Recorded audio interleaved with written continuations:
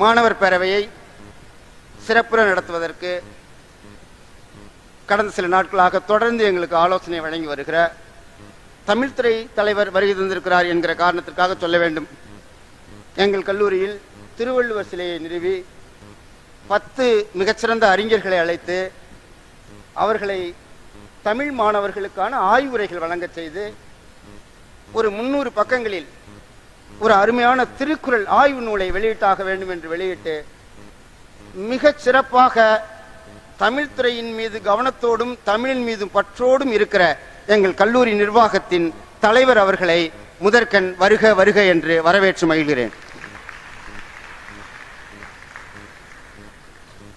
எங்கள் கல்லூரி தலைவரை விட செயலரை நாங்கள் இப்பொழுதெல்லாம் கொஞ்சம் பயந்துதான் பார்க்கிறோம்.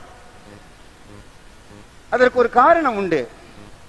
தலைவர் சில வேலைகளை செய்ய சொல்வார் எங்களிடம், இந்த வேலையை இன்னார் செய்தால் சரியாக இருக்கும் என்று. சில நேரங்களில் அவர் தருகிற ஒரு சில வேலைகளில் சிலவற்றை நாங்கள் விட்டு விடுவதுண்டு. அவர் நினைவுபடுத்தினால் செய்வோம், இல்லை என்றால் விட்டு விடுவோம், பணிச்சுமை காரணமாக. செயலர் அப்படி அல்ல. 6 மாதத்துக்கு முன்னாடி சொல்லியிருந்தால் கூட வேறு ஒரு நிகழ்வுக்கு அழைக்க போகிற பொழுது நான் அப்பொழுது சொன்னேன், அது என்ன ஆயிற்று, எப்பொழுது செய்ய போகிறீர்கள், ஏன் செய்யவில்லை, இன்னும் 2 வேலை செய்யல. அவர் சொன்ன எங்களுக்கான அந்த பணி நெருக்கடி காரணமாக செய்ய முடியவில்லை. மிக சரியாக நினைவு வைத்திருந்து எங்களை தூண்டி பணியாற்ற வைக்கிறவர். இந்த கல்லூரியில் ஆசிரியர்களுக்கு மாணவர்களுக்கு என்ன வேண்டும் சொல்லுங்கள், நாங்கள் செய்கிறோம் என்று சொல்லி செய்து தருகிறவர்கள். எங்களுடைய பல கோரிக்கைகள் இருக்கின்றன, அவற்றையெல்லாம் நிறைவேற்றி தர தயாராக இருக்கிறவர்கள். தன்னுடைய பல்வேறு பணிகளுக்கிடையே நிகழ்ச்சியை எப்பொழுது நடத்துகிறீர்கள் என்பதை எனக்கு முன்கூட்டியே சொல்லுங்கள், நான் ஒதுக்கி வைத்துவிட்டு வருகிறேன். ஏற்கனவே நடந்த ஒரு விருது பெற்றோர் ஆசிரியர்களை பாராட்டுகிற விழாவில் அவர்கள் சென்னையில் அவர்களை சந்திக்க வருகிற வெளிநாட்டினரை வரவேற்பதற்காக செல்ல வேண்டிய சூழல் இருந்தும் கூட நீங்கள் இல்லாமல் நிகழ்ச்சி நன்றாக இருக்காது என்று நாங்கள் வருந்தி கேட்டதால் அந்த நிகழ்ச்சிக்கு வேறு ஒருவரை அனுப்பிவிட்டு வருகை தந்து எங்களை மகிழ்விக்கிற, நிகழ்ச்சி நடத்துகிற ஆசிரியர்களுக்கு மரியாதை தருகிற, மாணவர்கள் மீது பேரன்பு கொண்ட கல்லூரி செயலர் அவர்களை வருக வருக என வரவேற்கிறேன்.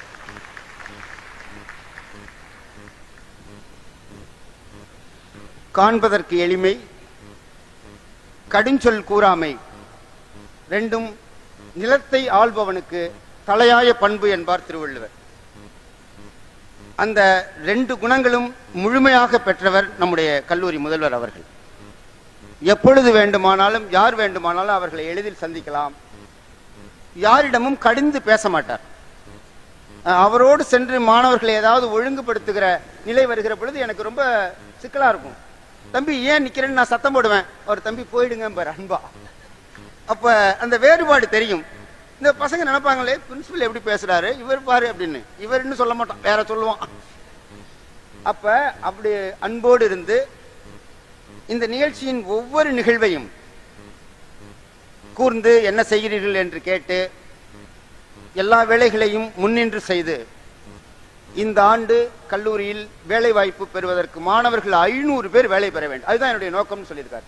இந்த ஆண்டு நாம் படிக்கிற ஒரு 4000 பேரில் 500 பேர் வேலைக்கு செல்ல வேண்டும், அந்த பட்டியலை நாம் வெளியிட வேண்டும் என்று சொல்லி பேராசிரியர்கள் மூலமாக பயிற்சி மற்றும் வேலைவாய்ப்பு துறையை உருவாக்கி அதற்கான அந்த நிகழ்வுகளை எல்லாம் நடத்தி கொண்டிருக்கிறார்.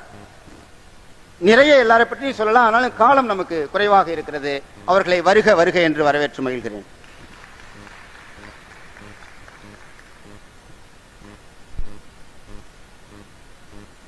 அடுத்து நம்மோடு துணை நின்று தான் எதை செய்தாலும் அதை சரியாக செய்ய வேண்டும் என்று கருதுகிற, கடந்த 30 ஆண்டுகளாக கல்லூரி பணிகளில், இலக்கிய பணிகளில், ஆசிரியர் பணிகளில் எனக்கு துணை நிற்கிற கல்லூரி துணை முதல்வர்கள் முனைவர் எஸ் குமாரராமன், முனைவர் கேடி தமிழ்மணி இருவரையும் வருக வருக என வரவேற்று மகிழ்கிறேன். இதற்கு முன்பு 2 முறை வருகை தந்திருக்கிறார். இது 3வது முறை. 3 ஆண்டுகளாக நான் போராடி இருக்கிறேன் அவர்களை வரவழைக்க. சென்ற ஆண்டு தேதி உறுதி செய்த பின்னர் அவர்களால் வர முடியாமல் போய்விட்டது. அதற்கு முதல் ஆண்டு வெளிநாடு சென்று விட்டார். இந்த ஆண்டு நான் அவரிடமே ஒப்படைத்து விட்டேன், நீங்கள் தான் வர வேண்டும், தேதியை நீங்களே சொல்லுங்கள் என்று. அதற்கு பிறகு செயலர் அவர்களோடு கலந்து இந்த தேதி என்று சொன்ன தேதி நாம் இங்கே தான் இருக்கிறோம், சிறப்பு விருந்தினர் தேதி தான் நமக்கு முக்கியம் என்று சொன்னார். இந்த தேதி மட்டுமல்ல, இந்த நேரமும் கூட அவரால் உறுதி செய்யப்பட்டது. பிற்பகலில் நிகழ்ச்சி நடத்தலாம் என்று சொன்னால் அவர் 3 மணிக்கு வெளியூர் செல்ல வேண்டும், சென்னை என்று கருதுகிறேன், சென்னை செல்ல வேண்டும். அந்த தொடர் வண்டிக்கு என்னை கொண்டாந்து விட்டுருவீங்களா அப்படின்னு கேட்டுட்டு, இல்லை நான் அடுத்த வருஷம் வரேன்னு சொல்ல முடியாது, நான் 3 ஆண்டா சொல்லிட்டு இருக்கிறேன் என்று வருகை தந்திருக்கிறார். அப்படி அவரை கூப்பிடுவதற்கு என்ன காரணம்? இன்றைக்கு தமிழ் மேடைகளில், குறிப்பாக பட்டிமன்ற மேடைகளில் இலக்கியங்கள் அருகி போய் நகைச்சுவை துணுக்குகளும் தோரணங்களும் அதிகமாகிவிட்டன. ஒரு காலத்தில் பட்டிமன்றங்கள் என்பதே இலக்கிய கதாபாத்திரங்களுக்காக வந்தது. ராமாயண கதாபாத்திரங்கள், சிலப்பதிகார கதாபாத்திரங்கள், இதற்காகத்தான் பட்டிமன்றங்கள் நடந்தது.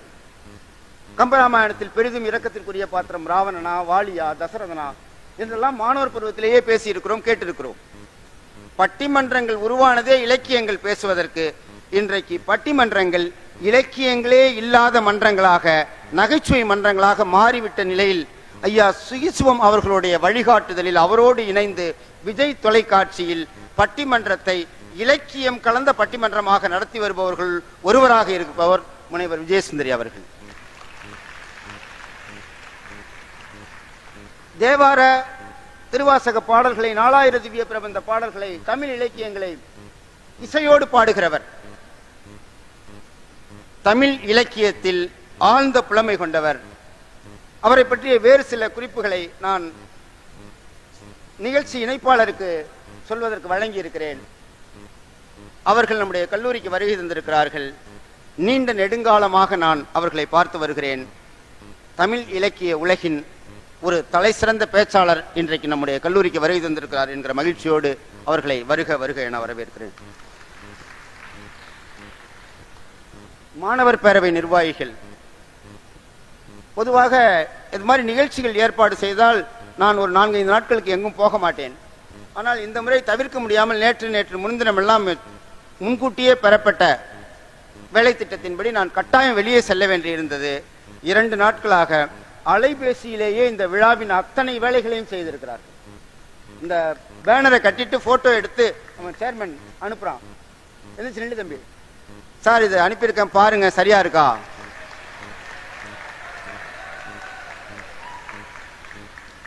அச்சகத்துக்கு சென்று அழைப்புதல் அச்சிட்டுகிற வேலை, அத்தனை போட்டிகளையும் நடத்துகிற வேலையை இலக்கியம் என்ற செயலர்.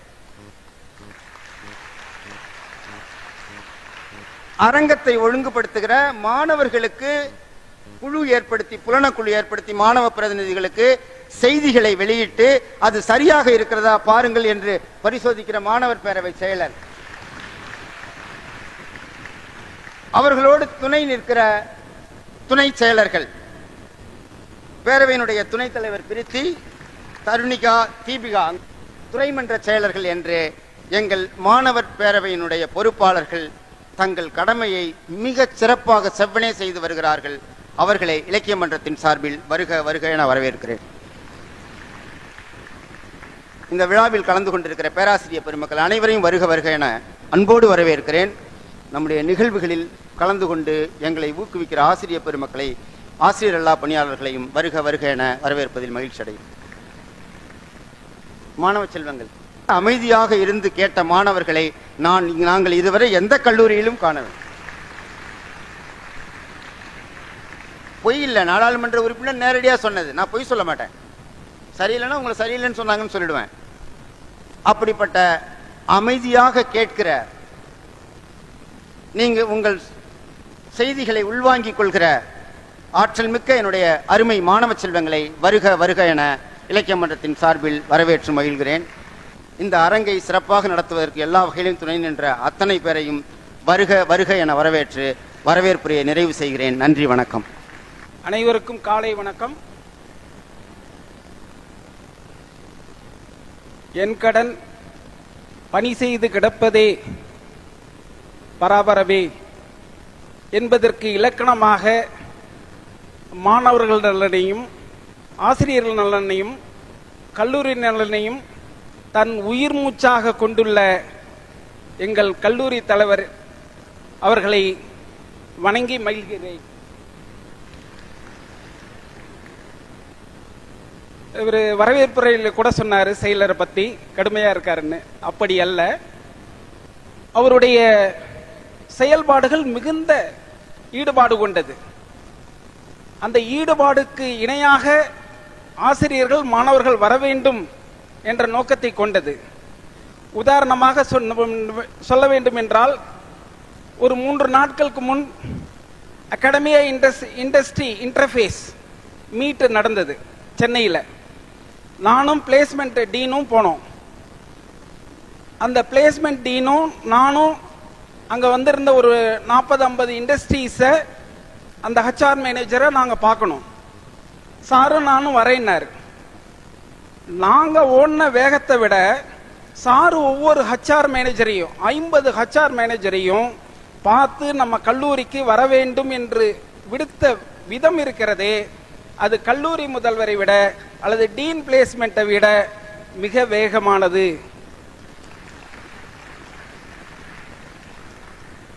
ஏனென்று சொன்னால் அவர்களுடைய நோக்கம், வரவேற்புரையில் கூட சொன்னார்கள், என்னுடைய முதல்வர் 500 பேரை பிளேஸ்மெண்ட் செய்ய வேண்டும் என்று.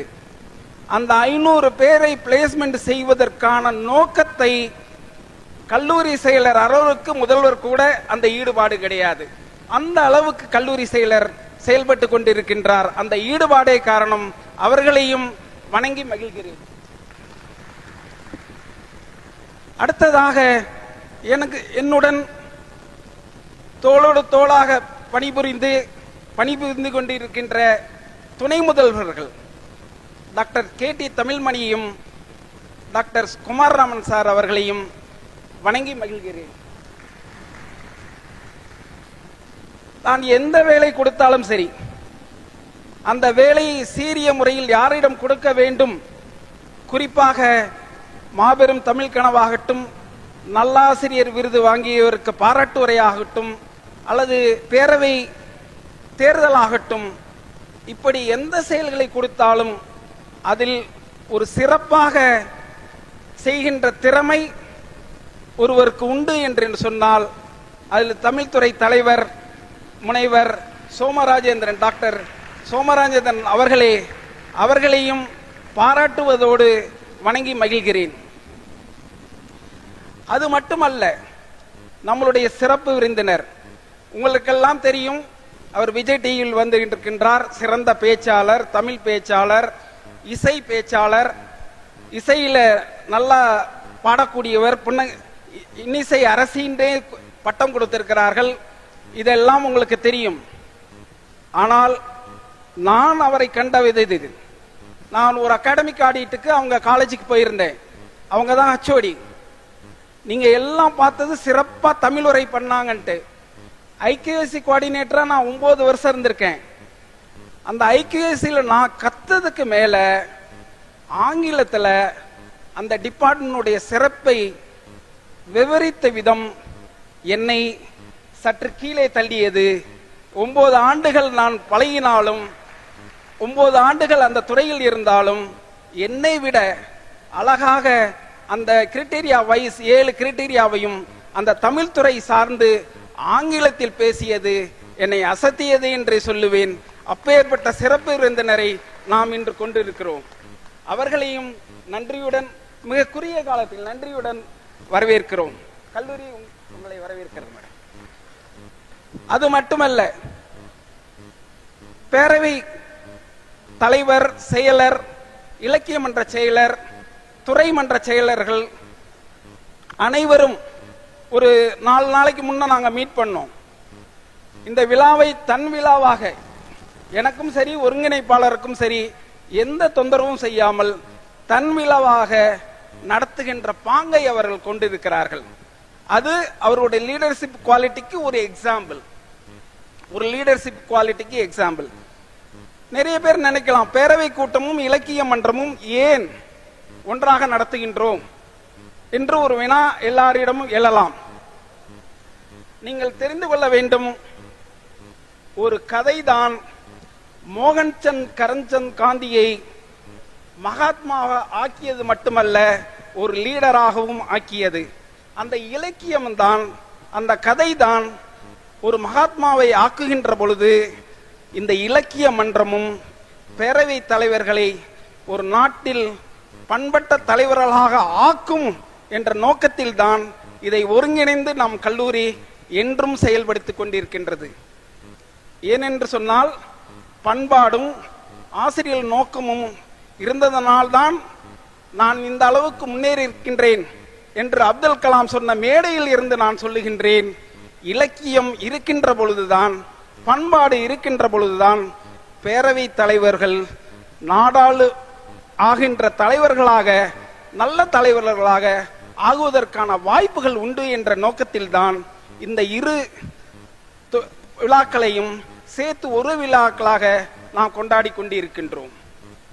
மேலும் மாணவர்களுடைய நோக்கம், நேற்று வந்த ஒரு செய்தி, 100 மாணவர்களை டிஎஸ்டி என்று சொல்லுகின்ற அறிவியல் தொழில்நுட்ப துறை மத்திய துறையில் இருக்கின்ற அந்த டிஎஸ்டி 100 மாணவர்களை, இந்திய அளவில் இருக்கின்ற 100 மாணவர்களை தேர்ந்தெடுக்கின்றது. இன்ஸ்பயர் ஃபெலோ என்று சொல்லுகிறார்கள். கிட்டத்தட்ட 40,000 பர் மந்த் கிடைக்கின்ற அளவுக்கு அந்த தொகையை மத்திய அரசாங்கம் வழங்குகின்றது. அந்த 100 பேர் எடுத்தது அவங்க பிஹெச்டி ரிஜிஸ்டர் பண்ணியிருக்கணும், அருமையான ப்ரொபோசலா இருக்கணும். அப்படி இருந்தாதான் அதில் தேர்ந்தெடுக்க முடியும். அதை தேர்ந்தெடுப்பார்கள். அந்த 100 பேரில் கிட்டத்தட்ட 80 பேர் ஐஐடியும் ஐசரியும் சேர்ந்தவர்கள், கிட்டத்தட்ட 18 பேர் யூனிவர்சிட்டியை சார்ந்தவர்கள், 2 பேர் கல்லூரியை சார்ந்தவர்கள், ஒருவர் நம் கல்லூரியை சார்ந்தவர், இயற்பியல் துறையை சார்ந்த வாசிப் அகமது என்ற மாணவர் அந்த இன்ஸ்பயர் ஃபெலோவுக்கு தேர்ந்தெடுக்கப்பட்டிருக்கின்றார். அந்த மாணவருக்கான அந்த அறிவிப்பு ஒரு வாரத்திற்கு முன் வந்து நேற்று நம் கையில் சேர்ந்திருக்கின்றது என்பதை தெரிவித்துக் கொள்கின்றேன். மாணவர்கள் இந்திய அளவில் போட்டி போடுகின்ற அளவிற்கு நம் கல்லூரி வளர்ந்திருக்கிறது. இதற்கு காரணம் இந்த இலக்கிய மன்றமும் அந்த மன்றம் சார்ந்த துறையும் தான் காரணம் என்று கூறி, இந்த மன்றங்களை நாம் பராமரிக்கின்ற பொழுது, சிறப்பாக செயல்படுகின்ற பொழுது நாம் மேலும் மேலும் வளர முடியும். உங்கள் கல்வி வளரும், உங்கள் இலக்கிய ஆர்வம் வளரும், உங்கள் பண்பு வளரும். போன்ற வளருவதற்கு இந்த பேரவை கூட்டமும் இந்த இலக்கிய மன்றம் தான் காரணம் என்று கூறி வாய்ப்பளித்த அனைவருக்கும் நன்றி கூறுகின்றேன். மேலும் இந்த விழாவை ஒருங்கிணைத்து சிறப்பாக நடத்துகின்ற சோமராஜேந்திரன் அவர்களை பாராட்டுகின்றேன். நம்மளுடைய அழைப்பை ஏற்று இவ்வளவு தூரம் வந்து பணிகளுக்கிடையே வந்து சிறப்புரையாற்றவுள்ள அவர்களை நன்றியுடன் வணங்குகின்றேன். மேலும் இப்படிவிட்ட விழாவை எங்களுக்கு ஆக்கமும் ஊக்கமும் கொடுத்து இது போல நடத்த வேண்டும் என்று சொல்லி, இது போல பல விழாக்களை இந்த செமஸ்டருக்கு நமக்கு டார்கெட் என்னங்களா 75 விழாக்கள் ஒவ்வொரு துறையும் நடத்த வேண்டும் என்று கொடுத்து அதை சிறப்பாக செய்ய வேண்டும் என்று சொன்னிய கல்லூரி நிர்வாகம், குறிப்பாக தலைவர் செயலர் அவர்களுக்கு நன்றி கூறுகின்றேன். வாழ்த்துக்களுடன் வெங்கடேசன். நன்றி, வணக்கம். தலைவர்களாக பொறுப்பேற்றிருக்கும் பேரவைத் தலைவர் சிவா, செயலர் மாதேஷ், இலக்கிய மன்ற செயலர் மாதவன், துணைத் தலைவர் மாணவர் பேரவை துணைத் தலைவர் பிரீத்தி, துணை செயலர் தருணிகா, இலக்கிய மன்ற துணை செயலர் தீபிகா, உங்கள் அனைவருக்கும் என்னுடைய காலை வணக்கம், அன்பு வணக்கம். மாணவர் மாணவிகளுக்கு ரொம்ப அவளோட மேடம் எப்போ பேசுவாங்க அப்படின்னு கேட்கணுங்கிற ஒரு ஆர்வத்தில் நீங்கள் இருக்கிறது எனக்கு தெரியுது. இருந்தாலும் என்னை தலைமை உரை ஆற்றும்படி சொல்லிட்டாங்க, ஒரு 4 வார்த்தையாவது பேசித்தானே ஆகணும். இந்த நிகழ்வை மிகச்சிறப்பாக நம்ம முதல்வர் அவர்களும் தமிழ் துறை பேராசிரியர் அவர்களும் இலக்கிய மன்றத்திற்கான மாணவர் பேரவை தேர்தலை மிகச்சிறப்பாக நடத்தி உங்களுடைய தலைவர்களை உங்களுக்கு அறிமுகம் செய்திருக்கிறார். அதற்காக அவருக்கு முதலில் அவர்கள் இருவருக்கும் என்னுடைய வாழ்த்துக்களையும் பாராட்டுதல்களையும் தெரிவித்துக் கொள்கின்றேன். இந்த கல்லூரியில் மிக மிக முக்கியமானவர்கள் மாணவர்கள் தான். நீங்கள் இல்லைன்னா ஆசிரியர்கள் இல்லை, ஆசிரியர்கள் இல்லைன்னா எங்களுக்கெல்லாம் வேலை இல்லை. கட்டடத்தை பார்த்துக்கிட்டு அப்படியே சும்மா தான் உட்காந்துருக்கணும். அதனால எப்பவுமே நான் வந்து முக்கியமாக கருதுறது மாணவர்கள் நலன். மாணவர்கள் அவங்களும், இது உங்கள் கல்லூரி, எங்க கல்லூரி இல்லை, இது உங்கள் கல்லூரி. அதனால நீங்கள் ஒவ்வொருவரும் சிறப்பாக செயல்பட்டீர்களே ஆனால் இந்த கல்லூரி சிறப்பாக செயல்பட்டது அப்படின்னு சொல்லுவாங்க. அதனால உங்களை சிறப்பாக செயல்படுத்துவதற்கு உங்களுக்கு ஒரு பேரவை, அந்த பேரவையில் இருக்கக்கூடிய உறுப்பினர்களிடம் நீங்கள் கலந்து ஆலோசித்து உங்களுடைய படிப்பு மேன்மைக்கும் உங்களுக்கு தேவையான வசதி வாய்ப்புகள் என்னென்ன வேணுங்கிறதையும் நீங்கள் வந்து அருமையாக நீங்கள் தெளிவாக நீங்கள் எடுத்து கூறலாம். என்னென்ன வசதிகள் எங்களால் முடியுமோ அதை நாங்கள் செய்து கொடுக்க தயாராக இருக்கின்றோம். அந்த விதத்தில் உங்கள் பேரவைத் தலைவர் அவங்க அன்னைக்கே வந்து பார்த்து பேசினாங்க. என்னென்ன சஜஷன்ஸ் இருக்கோ சொல்லுங்க, என்னென்ன செய்யணும்னு பார்ப்போம். என்ன இப்போ முன்னாடி இருக்கக்கூடிய சைக்கிள் ஸ்டாண்டு பார்த்தீங்கன்னா பெற்றோர் ஆசிரியர் கழக சங்கத்தினுடைய நிதியிலிருந்து மாணவர்களுக்காக அந்த சைக்கிள் ஸ்டாண்டு கட்டி கொடுத்துருக்குறோம். ஸோ அது போன்ற ஒவ்வொரு விஷயத்திலையும் ஒவ்வொரு பெற்றோர்கள், மாணவர்கள், ஆசிரியர்கள், உங்கள் பேராசிரியர்களும் வந்து நிறைய பேர் வந்து சென்ற ஆண்டு மாத்திரம் கிட்டத்தட்ட 15 லட்சம் ரூபாய் அவங்க வந்து நிதியாக கொடுத்து மாணவர்களுக்கு ஸ்காலர்ஷிப் கொடுங்க அப்படின்னு கொடுத்துருக்குறாங்க. சென்ற ஆண்டு ரிட்டையர் ஆன ஆசிரியர்கள்லாம். அதனால ஒவ்வொருவரும் மற்றவர்கள் நலன் விரும்பி இந்த கல்லூரி செயல்படுவதால் தான் இந்த கல்லூரி முன்னேறி இருக்கின்றது. ஒரு கிராமப்புறத்தில் இருந்தாலும் நம்ம சிறப்பாக செயல்படுறோன்னு வெளியில இருந்து வந்து பார்த்து சொல்லும் பொழுது அதற்கெல்லாம் காரணம் நம்மளுடைய ஒரு கூட்டு முயற்சி. அதனால இதுல உங்களுடைய பங்களிப்பு மிக மிக அவசியம். மாணவர்கள் நீங்க வந்து என்ன செய்யணும், உங்கள் கல்லூரியை பற்றி நீங்கள் பெருமையா பேசணும். குறைகள் இருந்தால் எங்களிடம் சொல்லுங்கள், நிறைகளை உங்கள் நண்பர்களிடம் சொல்லுங்கள். முக்கியமா வந்து இப்பெல்லாம் இன்னைக்கெல்லாம் நீங்கள்லாம் வந்து மீடியாவில் தான் இருக்கிறீங்க, சோசியல் மீடியாவில். எத்தனை பேர் வந்து என்எம்சி ஃபோட்டோ கேலரி விசிட் பண்ணுறீங்கன்னு தெரியல, ஃபோட்டோவை பார்க்குறீங்கன்னு தெரியல, லைக் பண்ணுறீங்கன்னு தெரியல. மிஞ்சி போனால் ஒரு 10 பேர் 15 பேர் தான் லைக் கொடுக்குறாங்க. ஸோ உங்கள் கல்லூரியை வந்து இன்னும் பாப்புலரைஸ் பண்ணணும்னா அது போன்ற ஃபேஸ்புக் பேஜில் நீங்கள் வந்து என்எம்சி ஃபோட்டோ கேலரி பார்த்துக்குங்க ஃபேஸ்புக்கில். அதில் நம்ம கல்லூரியில் இன்னைக்கு நடக்கிற நிகழ்வுகள், பரிசு வாங்கிய மாணவர்களுடைய ஃபோட்டோக்கள் எல்லாமே வந்து அதில் வருது. ஸோ அதனால் நம்ம கல்லூரியில் என்ன இன்னைக்கு வந்து சில இப்போ அரசு உதவி பெறும் பிரிவு மாத்திரம்தான் இன்னைக்கு இங்கே இருக்கிறீங்க. அரசு உதவி பெறாத பிரிவு வந்து அவங்க வகுப்பில் இருக்கிறாங்க. அதனால் அது போன்ற அங்கே ஏதாவது ஒரு நிகழ்வு நடந்தாலும் அது உங்களுக்கு தெரியாமல் போயிடுச்சுன்னா நீங்கள் அதில் பார்த்து தெரிஞ்சுக்கலாம். அதே போல் இங்கே புகைப்பட கலைஞர்கள் வந்து வீடியோவும் எடுக்கிறாங்க. அந்த வீடியோவும் எடுத்து யூடியூப்ல நம்ம சேனல் இருக்கு, நேரு மெமோரியல் காலேஜ்னு சேனல் இருக்குது, அந்த சேனல்ல பப்ளிஷ் பண்றாங்க. ஸோ சிறப்பு பேச்சாளர் முனைவர் விஜய் சுந்தரி மாதிரி அவங்களுடைய பேச்சுக்களை உங்களுக்கு நேரடியாக கேட்க இங்கே வந்து கேட்பதற்கு வாய்ப்பு கிடைக்கவில்லை என்றாலும் அந்த யூடியூப் சேனலில் போய் நீங்கள் வந்து இது போன்ற சிறப்பு விருந்தினர்கள், சிறப்பு அழைப்பாளர்கள், சிறந்த ஆராய்ச்சியாளர்கள் அவர்களுடைய பேச்சுக்களை நீங்கள் கேட்டு மகிழலாம். அதனால நீங்கள் யூடியூப் சேனல்லையும் நீங்கள் போய் நீங்கள் சப்ஸ்கிரைப் பண்ணணும்னு உங்கள் எல்லாரையும் நான் கேட்டுக்கிறேன். இன்னைக்கு நைட்டுக்குள்ளார யூடியூப் நம்மளோட சப்ஸ்கிரைப் சேனல் 1000 தாண்டணும். அது உங்கள் கையில் இருக்குது. இதெல்லாம் நீங்கள் செய்யணும்னு நான் எதிர்பார்க்குறேன். அஃப்கோர்ஸ் நீங்கள் படம் பார்க்காத ஆள் இல்லை, எல்லாருமே வந்து யூடியூப் சேனல் வாட்ச் பண்ணுறீங்க. சினிமா படங்களை மாத்திரம் பார்க்கறதோடு இல்லாமல் கல்லூரி அட்லீஸ்ட் உங்கள் ஃப்ரெண்டு ஒரு டான்ஸ் ஆடுறாங்கன்னா அதையாவது பார்க்கலாம் இல்லையா? அதை பார்க்கறதுக்காவது நீங்கள் வந்து சப்ஸ்கிரைப் பண்ணணும். கல்லூரியில் என்ன நடக்குது அப்படிங்கிறதையும் நீங்கள் வந்து தெரிஞ்சுக்கணுங்கிறதுக்காக சப்ஸ்கிரைப் பண்ணணும் அப்படின்னு நான் கேட்டுக்கிறேன். உங்கள் பேரவை தலைவர்கள் அனைவரையும் நான் பாராட்டுகின்றேன். அவர்கள் உங்களுடன் இணைந்து செயல்பட்டு உங்களுக்கு தேவையான வசதிகளை இன்னும் மேம்படுத்தி கொடுக்க எங்களிடம் அவர்கள் முறையீடு செய்து தேவையான வசதிகளை பெற தயாராக இருக்கின்றார்கள். நீங்களும் உங்கள் கருத்துக்களை தெரியப்படுத்துங்கள். இந்த சில நேரங்களில் நாங்கள் நினைத்து கொண்டிருப்போம் நாங்கள் சிறப்பாக செயல்படுகின்றோம் என்று. சின்ன சின்ன குறைகள் எங்கள் கண்ணுக்கு தெரியாமல் இருக்கலாம், அதனை நீங்கள் சுட்டி காமியுங்கள், அதனை நாங்கள் நிவர்த்தி செய்ய காத்திருக்கின்றோம் என்று கூறி இந்த வாய்ப்பிற்கு நன்றி கூறி உங்கள் சிறப்பு விருந்தினருக்கும் உங்களுக்கும் இடையேயான இடைவெளியை குறைப்பதற்காக என் பேச்சை நான் இத்துடன் முடித்துக் கொள்கின்றேன். நன்றி, வணக்கம்.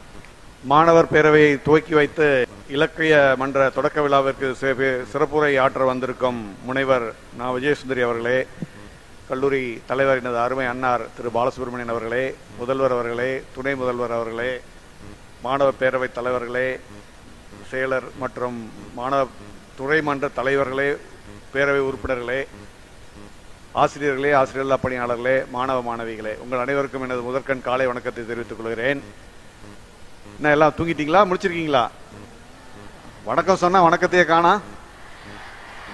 ஓகே, அது தட் இஸ் பெட்டர். ஓகே, அதாவது இப்ப நம்ம மாணவ பேரவை எல்லாம் எதுக்காக நடத்துறோங்கிறதுனா, இது ஒரு துவக்கம். உங்களுக்கு ஒரு சிறிய அரினாவிலிருந்து நீங்கள் ஒரு பெரிய அரங்கத்தை நோக்கி செல்ல வேண்டும். அப்படிங்கும்போது பாத்தீங்கன்னா, உங்களுக்கு ஆரம்பத்தில் சின்ன சின்ன விஷயங்கள்ல நீங்கள் போட்டியிட்டு வெற்றி பெற்றால் அந்த வெற்றி உங்களுக்கு ஒரு முயற்சியை கொடுக்கும், உங்களுக்கு ஒரு ஊக்கத்தையும் ஆக்கத்தையும் கொடுக்கும். அந்த ஒரு காரணத்திற்காக உங்களது கல்லூரி முதல்வரும் திரு தமிழ்துறை தலைவரும் இந்த மாணவ பேரவை சிறப்பாக துவங்கி உங்கள் அனைவருக்கும் எலெக்ஷனை கண்டக்ட் பண்ணி உங்களை எல்லாரையும் தேர்ந்தெடுத்து உங்களுடைய தலைவர்களை உங்களுக்கு அறிமுகப்படுத்திருக்கிறார்கள். நீங்க எல்லாம் இதை பின்பற்றி இன்னும் நிறைய போட்டிகளில் பங்கேற்க வேண்டும். என்ன காரணம்னா, எங்க ஒரு வாய்ப்பு கிடைக்குதோ அங்க நம்ம போய் முதல்ல குதிச்சிடணும். என்ன வருது அப்புறம் பாத்துக்கலாம், முதல்ல போய் தம்முன்னு குதிச்சிடணும். அப்புறம் நீச்சல் அடிக்கிறோமா முழுகிறோமாங்கிறதெல்லாம் அப்புறம் பேசிக்கலாம். குதிச்சாதான் அடுத்து சரியா வரும். நம்ம இங்க நின்றுட்டு இப்படி நீச்சல் அடிக்கணும், கையை தூக்கி அடிக்கணும், காலை தூக்கி அடிக்கணும்னு நினைச்சுக்கிட்டே இருந்தா ஒண்ணும் நடக்காது. ஸோ அதனால இந்த மாதிரி வாய்ப்புகள் கிடைக்கும் பொழுது நீங்கள் எல்லாரும் பயன்படுத்தி கொண்டு உங்களுக்குள்ள பல திறமைகள் ஒளிந்திருக்கிறது. அந்த திறமைகள் எல்லாம் நீங்க வெளிக்கொண்டு வர வேண்டும் என்றால் இந்த மாதிரியான வாய்ப்புகள் உங்களுக்கு கிடைக்க வேண்டும். அந்த மாதிரி வாய்ப்புகள் நீங்கள் பெற வேண்டும் என்றால் அதற்கான நடவடிக்கைகளை நீங்கள் மேற்கொள்ள வேண்டும் என்று கூறி, இந்த அருமையான நேரத்தில் மாணவர் பேரவை தலைவர் மற்றும் மாணவர் பேரவை செயலர், இலக்கிய மன்ற செயலர், துணைத் தலைவர்கள், துறை மன்ற தலைவர்கள், பேரவை உறுப்பினர்கள் அனைவருக்கும் என்னுடைய வாழ்த்துக்களை கூறி, இந்த அருமையான நிகழ்ச்சிக்கு ஏற்பாடு செய்து முன்னின்று நடத்தி கொண்டிருக்கும் தமிழ்துறை தலைவர் சோம ராஜேந்திரன் அவர்களையும் வாழ்த்துறை கூறி அனைவருக்கும் வாழ்த்தி நன்றி கூறி விடைபெறுகிறேன். நன்றி, வணக்கம். கல்லூரி குழு தலைவர் அவர்களே, கல்லூரி குழு செயலாளர் அவர்களே, முதல்வர் அவர்களே, சிறப்பு விருந்தினர் அவர்களே, தமிழ்துறை தலைவர் அவர்களே, என் அன்பிற்கினிய மாணவ செல்வங்களே, மாணவ பேரவை பொறுப்பாளர்களே, ஆசிரியர் பெருமக்களே, மாணவ கண்மணிகளே, அனைவருக்கும் வணக்கம்.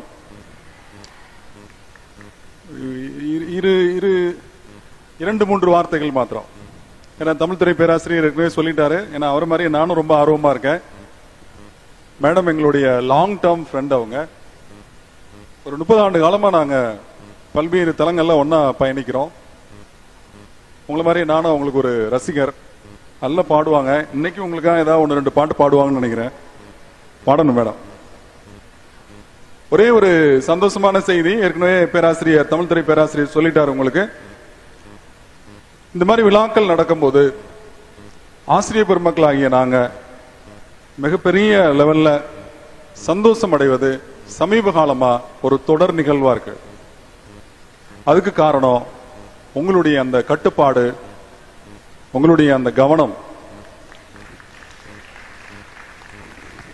ஒரு அரை மணி நேரமா உங்களை பத்தி மேடம்கிட்ட நான் சொல்லிட்டே இருக்கேன். எங்க மாணவர்கள் தங்க மாணவர்கள், உண்மைதானே? அவங்கள்ட்ட உங்களுடைய டிசிப்ளின் பத்தி, கிளாஸ் ரூம்ல உங்களுடைய டிசிப்ளின் பத்தி நிறைய சொல்லிட்டே இருக்கேன். அவங்களும் ரொம்ப உலகாங்கிதம் அடைந்து கேட்டுட்டு இருக்காங்க. இந்த மாதிரி மாணவர்களை பார்க்கறது ரொம்ப ரேர்னு. ஒரே ஒரு செய்தி, ஒரு 20-30 ஆண்டுகளுக்கு முன்னாடி வரையும் இந்த மாதிரி விழாக்கள் நடந்தா நாங்களாம் ரொம்ப டென்ஸா இருப்போம், ரொம்ப பரபரப்பா இருப்போம். பர்டிகுலர்லி நானு, ஐயா சோமராஜேந்திரன்லாம் ஒரு 1000 பேர் விழாவில் உட்கார்ந்துருக்காங்கன்னா அங்க 1000 இஷ்யூ வரும். மாணவர்கள்ட்ட கொஞ்சம் கவனம் இல்லாம போவோம். இங்கேருந்து போய் எங்கேருந்து பாதுகாப்பு பணி மாதிரி போவோம். அதெல்லாம் இல்லை. அதெல்லாம் இல்லைன்னா அந்த அளவுக்கு நீங்க மிகச் சிறப்பான மாணவர்களா மாறி இருக்கீங்க. A disciplined mind is a successful mind. ஒரு 20-25 ஆண்டுகளுக்கு முன்னாடி பெருசா பேசப்பட்ட ஐக்யூ இன்னைக்கு பேசப்படல. இன்டெலிஜென்ட் கோஷன் பேசப்படல. இன்னைக்கு பேசப்படுறது இமோஷனல் கோஷன்ட் தான். இந்த அரங்கத்துக்குள்ள 10 மணிக்கு வந்தீங்க, மணி 11:15 மேல ஆச்சு. உங்களுடைய emotions are in a very happy mood. ஏன்னா இந்த நிகழ்வு உங்க கல்லூரி நாட்கள்ல மறக்காத நாள். எப்ப நீங்க உங்க இமோஷன்ஸை சரியான லெவல்ல மேனேஜ் பண்றீங்களோ நீங்க வாழ்வாங்க வாழலாம். நீங்க வாழ்வாங்க வாழணும், என்எம்சி வாழணும், என்எம்சி மாணவர்கள் வாழணும். வாழ்த்துக்கள். தேனூரும் தேவாரம் இசைப்பாட்டின் ஆதாரம் தமிழிசையே, தனி இசையே தரணியிலே முதலிசையே, பூமெழுகாயுருகும் கரையும் அதிலுலகம் மறந்து போகும். பூங்குயிலே என்னோடு தமிழே நாளும் நீ பாடு, அமுதே தமிழே அழகிய மொழியே எனதுயிரே.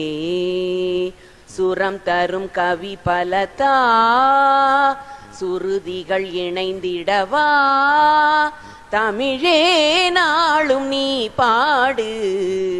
அனைவருக்கும் என் பணிவான வணக்கங்கள். காட்டில் சிங்கத்தை யாரும் மிஞ்ச முடியாது, கல்வித்துறையிலும் கணிப்பொறி அறிவிலும் நேரு நினைவு கல்லூரியை யாரும் மிஞ்ச முடியாது என்று சொல்லுகிற அளவிற்கு வெற்றியை குவித்துக் கொண்டிருக்கிற இந்த அற்புதமான கல்வி திருக்கோவிலுக்கு என் பணிவான வணக்கங்களை முதற்கண் காணிக்கையாக்குகிறேன். எல்லாவற்றுக்கும் மேலாக கல்லூரியினுடைய நிறுவனர் ஐயா அவர்கள், பொன்னம்பலம் ஐயா அவர்கள், சிவனேஸ்வரி அம்மா அவர்களுடைய திருப்பாத கமலங்களை வணங்கி என்னுடைய உரையை தொடங்குகிறேன். இன்றைய நிகழ்ச்சி ஒரு முறை சிவான்னு சொன்னாலே அருள் கூடும், ஆயுள் கூடும், செல்வம் கூடும், அறிவு கூடும். இந்த பேரவையினுடைய தலைவர் சிவா. ஒவ்வொரு முறை சிவாவை கூப்பிடும் போது நமக்கு அருள் வளரும். இந்த மாதம் மார்கழி மாதம். இந்த மாசத்துக்கு நிறைய சிறப்பு உண்டு. இந்த மாசத்துலதான் வைணவர்கள் கொண்டாடுற வைகுண்ட ஏகாதசி வருது, சைவர்கள் கொண்டாடுற ஆருத்ரா தரிசனம் வருது, கிறிஸ்தவர்களுக்குரிய கிறிஸ்துமஸ் வருது. இப்படி ஒரு சமய சார்பு இன்மையான ஒரு மார்கழி மாதத்தில் இந்த மகத்தான பேரவை நிகழ்ச்சியை ஏற்பாடு செய்திருக்கிறீர்கள். அந்த வைணவ உலகத்தினுடைய அருள் முழுவதும் சிவனால கிடைச்சா போதுமா? அது மாதேஷாலையும் மாதவனாலையும் கிடைக்கணும் இல்லையா? அற்புதமான 2 பிள்ளைகள், அவர்களுக்கு என்னுடைய வாழ்த்துக்கள். சொன்னாங்க, விட்டு கொடுத்ததுனாலதான் ஆண்களுக்கு இப்படி பதவியெல்லாம் கிடைச்சிருக்குன்னு. ரொம்ப மகிழ்ச்சியா இருக்குது. அப்படிப்பட்ட சிறப்போடு இன்றைக்கு பிரியமான பணிகளை இந்த பேரவையில் எடுத்து செல்கிற பிரீத்திக்கு நம்முடைய வாழ்த்துக்கள். நல்ல மகிழ்ச்சியா கைத்தட்டுங்க. எங்க கல்லூரிக்கு கேட்கணும். அடுத்தது பார்த்தேன், இப்படிதான் செய்யணும்னு வர்ணிக்கவே முடியாத விஷயங்களை தருணிக்கா செய்ய இருக்கிறார். அவருக்கு என்னுடைய பாராட்டுக்கள். இங்க நிறைய வெளிச்சம் இருக்குது இல்லையா? மின்சார விளக்கு நிறைய இருக்குது, நிறைய டியூப் லைட்லாம் இருக்குது. ஒரு டியூப் லைட்டை வச்சு இன்னொரு டியூப் லைட்டை உங்களால ஏத்துற முடியுமா? உசுறு போயிடும். ஒரு டியூப் லைட்டோட ஒரு டியூப் லைட்டை கொண்டு போய் ஏத்துனீங்கன்னா. வீட்டுல இருக்கிற அகல் விளக்கு எப்படி? ஒரு விளக்கு எத்தனை விளக்கே ஏத்தும்? 100, 1000, லட்சம், கோடி. ஒரு விளக்கு கோடி விளக்குகளை ஏற்றுகிற தீபமாக இருக்கிற தீபிகா உங்களுக்கான சிறந்த மாணவி. அவர்களுக்கு இந்த பெருமைகளை எல்லாம் விட்டுக் கொடுத்திருக்கிறீர்கள். அத்தனை சிறப்பு பொருந்தியவர்கள். மேடையில் வீற்றிருக்கிற சான்றோர்கள் அத்தனை பேருக்கும் என் பணிவான வணக்கங்கள். மேடை தாங்காது என்ற ஒரே காரணத்திற்காக மேடைக்கு முன்பாக அமர்ந்திருக்கிற அத்தனை சான்றோர்களுக்கும் என் வணக்கங்கள். அநேகமா நம்ம தலைவர் ஐயாவும் செயலர் ஐயாவும் இன்னும் கொஞ்சம் பெரிய மேடையா போட்டு உங்க எல்லாரையும் மேடையில ஏத்தி அழகு பார்க்கணும்னு நினைக்கிறாங்க. அதுதான் இன்றைக்கு இருக்கக்கூடிய விழாவினுடைய முக்கியமான புள்ளி. பெரும்பாலும் கல்லூரி தலைவர்களை பார்க்கவே முடியறதில்லை.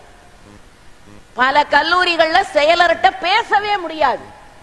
ஆனா இன்றைக்கு ராமனும் லக்ஷ்மணும் போல இந்த கல்வி நிறுவனத்தை கோட்டையாக அவர்கள் உருவாக்கி கொண்டிருக்கிறார்கள். உங்க தலைவர் ஒரு வார்த்தை சொன்னாரு, எனக்கு புல்லரிச்சு போச்சு. இது உங்க கல்லூரின்னாரு. பல பேரு பல பேர் சம்பளத்தை வாங்கிட்டு அது எங்க கல்லூரினே சொல்ல மாட்டேங்கிறாங்க. ஆனால் உங்கள் நிறுவனம் இது, உங்கள் கல்லூரி என்று தங்களுடைய முதல் போட்டு தொடங்கி இருக்கிற ஒரு கல்லூரியை அடுத்த தலைமுறையின் கையிலே ஒப்படைத்திருக்கிற மாபெரும் தன்மை இந்த கல்லூரியில என்னால பார்க்க முடிகிறது.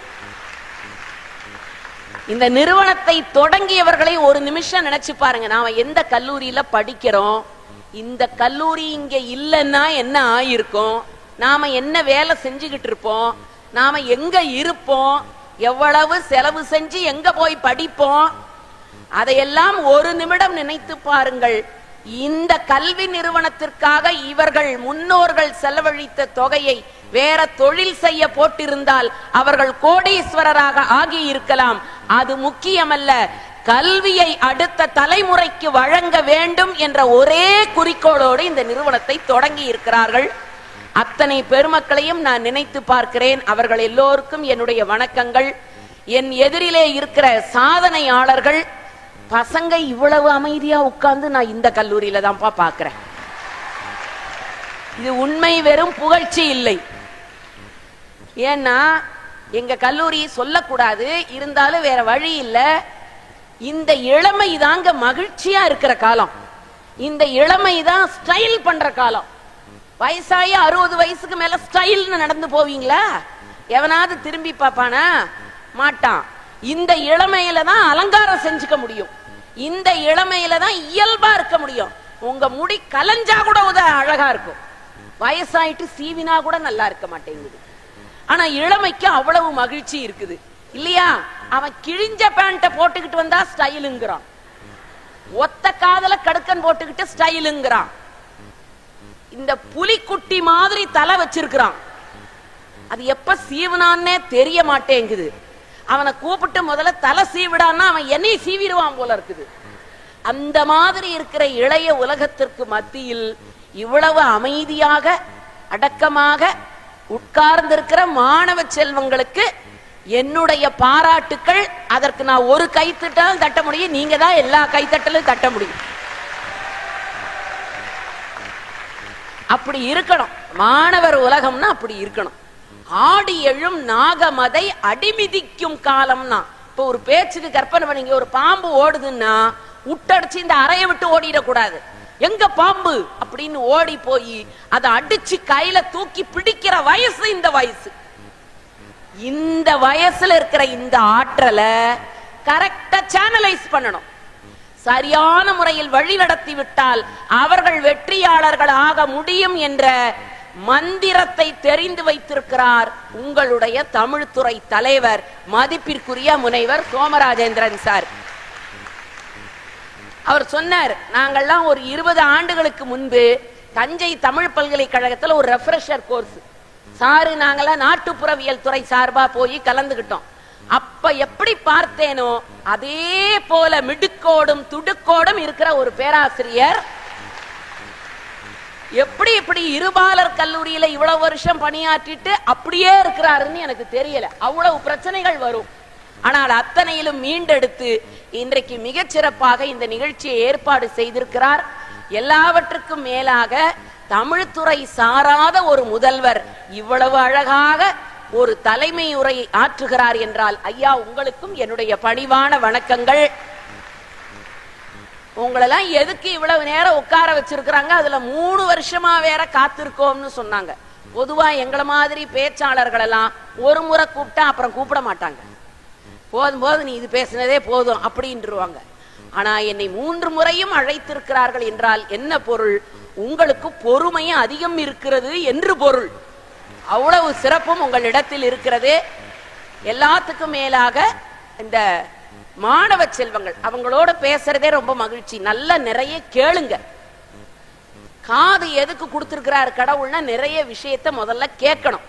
அதனாலதான் 2 பக்கம் காது, அதுவும் 2 திசையில காது. ஏன்? இந்த பக்கத்துல இருந்து வர்ற திசையை வாங்கறதுக்கு இந்த காது, இந்த திசையில இருந்து வர்ற செய்தியை கேட்க இந்த காது. வாய் எத்தனை? 1. அது எப்ப? எங்க? நடுவுல. நடுநிலையோடு பேசணும்னு நாவை ஒன்றாக படைத்து நிறைய கேட்கணும்னு 2 காதை 2 பக்கம் கடவுள் படைச்சார். ஆனா நாம என்ன செய்யறோம்? எதையுமே கேட்க மாட்டோம், பேசிக்கிட்டே இருப்போம், மாத்தி செய்யறோம். ஆனா கடவுள் படைப்பு அவ்வளவு சிறப்பு. அதனால்தான் வள்ளுவ பேராசான் என்ன சொன்னாரு? செல்வத்துள் செல்வம். ஏன் இந்த பக்கம் இருக்கிறவங்கள சாய்ஸ்ல விட்டுட்டீங்களா அந்த திருக்குறளை? அந்த பக்கம் சத்தத்தையே காணுமே. திரும்ப நல்லா சொல்லுங்க பார்க்கலாம். செல்வத்துள் செல்வம் அச்செல்வம். அதுல எத்தனை முறை செல்வம்ங்கிற சொல்லு வருது? செல்வத்துள் செல்வம், செவிச்செல்வம், அச்செல்வம், செல்வத்துள் எல்லாம் தலை. எத்தனை செல்வம் வந்திருக்கு? 5 செல்வம். அது என்ன பொருள்? கண்ணால் பெறுகிற செல்வம், காதால் பெறுகிற செல்வம், மூக்கால் பெறுகிற செல்வம், நாவால் பெறுகிற செல்வம், உடலால் பெறுகிற செல்வம். 5 செல்வத்திலும் எது தலை? செவிச்செல்வமே தலை. காதால் கேட்கக்கூடிய விஷயங்கள் தான் வாழ்க்கையில் உங்களை உச்சத்திற்கு கொண்டு போகும். இப்படின்னு சொன்னா என்கிட்ட படிக்கிற பையன் எழுந்து செல்வத்துள் செல்வம் திருமதி செல்வம்ங்கிறான். அந்த சீரியல் வந்த நேரம் அவன் பிறந்திருப்பான் போல இருக்குது. அவன் அந்த சிந்தனையிலே இருக்கிறான். பிள்ளைகள் இன்றைக்கு வித்தியாசமாக சிந்திக்கிறார்கள். இந்த சிந்தனையை சரியான முறையில் மடைமாற்றம் செய்ய வேண்டிய பொறுப்பு, அடுத்த தலைமுறையை வழிநடத்த வேண்டிய சிறப்பு ஆசிரியர்களாகிய நம்ம கையில தான் இருக்கு. டாக்டர் ஏபிஜே அப்துல் கலாம் நம்ம எல்லாருக்கும் தெரியும். என்னன்னு தெரியும் அவரை பத்தி? ஒரு விஞ்ஞானி, ஒரு ஆராய்ச்சியாளர், ஒரு குடியரசுத் தலைவர், இப்படிதானங்க தெரியும். ஆனா அவர் மிகச்சிறந்த படைப்பாளி. அவருடைய ஒரு 3 வரி கவிதை என்ன அழகு பாருங்க, கவனமா கேளுங்க. அணில் வளர்த்தேன் ஓடிவிட்டது, கிளி வளர்த்தேன் பறந்து விட்டது, மரம் வளர்த்தேன் இரண்டும் வந்து விட்டது. ஒரு சுற்றுச்சூழல் சிந்தனைய ஒரு 2 வரியில 3 வரியில அவரால சொல்ல முடிஞ்சிருக்குதுன்னா இதுல எந்த சொல்லாத உங்களுக்கு தெரியாத சொல்லா? ஏதாவது புரியாத வார்த்தை இருக்கா? அப்புறம் ஏன் நீங்க இந்த மாதிரி கவிதை எழுத மாட்டேங்கிறீங்க? உங்களை கவிதை எழுத வைப்பதற்கும் சிந்திப்பதற்கும் தான் இந்த மாதிரி இலக்கிய மேடை, இலக்கிய பேரவை. இதுல இருக்கக்கூடிய உறுப்பினர்கள் உங்களை படைப்பாளியாக மாற்ற வேண்டும். எங்கள் மதிப்பிற்குரிய பேராசிரியர் தமிழ்மணி சாருக்கெல்லாம் தெரிஞ்சிருக்கும். சென்ட் ஜோசப் காலேஜ் ஆங்கிலத்துறை தலைவர் ஐயா ஜிபி சார், பாலகிருஷ்ணன் சாரை எல்லாரும் சொல்லுவோம். அவர் மேடையில போன உடனேயே ஒரு அழகான தொடரை சொல்லுவார். உங்கள சில பேருக்கு தெரிஞ்சிருக்கலாம். பிறந்தவுடன் எனக்கு கிடைப்பது தாலாட்டு, இறந்தவுடன் எனக்கு கிடைப்பது நீராட்டு, இடையில் பெற வேண்டியது சத்தமா. அந்த பாராட்டுக்காகத்தான் இவ்வளவு பாடுபடுறோம் நாம. பிறந்தவுடன் கிடைப்பது தாலாட்டு, இறந்தவுடன் கிடைப்பது நீராட்டு, இடையில் பெற வேண்டியது பாராட்டு என்ற ஒன்றை. இந்த பிறந்தவுடன் கிடைக்கிற தாலாட்டிற்கே அது புரியுமா? அம்மா என்னென்னவோ சொல்லி பாடுவா, தூளியெல்லாம் கட்டி கையை நீட்டி இழுத்து பாடுவாங்கல்ல. அந்த காலத்துல தாலாட்டு பாட்டெல்லாம் கேட்டு பாருங்க. உங்க பாட்டி கிட்ட போய் கேளுங்க, உங்க அம்மாட்ட கூட கேட்காதீங்க. அவங்க காலத்துல கூட போச்சு தாலாட்டு. தால்னா என்ன தெரியுமா? நாக்குன்னு அர்த்தம். தால்னா தொங்குதல். அதனாலதான் தாலின்னு வச்சான். கழுத்துல தொங்குது இல்லையா, அதனால அதுக்கு பேரு தாலி. தால்னா தொங்குதல், தால்னா நாக்கு, உள்ளிருந்து தொங்குகிற உறுப்பு. அதனால அதுக்கு தால்னு பேர் வச்சான். அந்த தாளை ஆட்டி ஆட்டி ஆட்டி பாடுறதுனால அதுக்கு பேர் என்ன?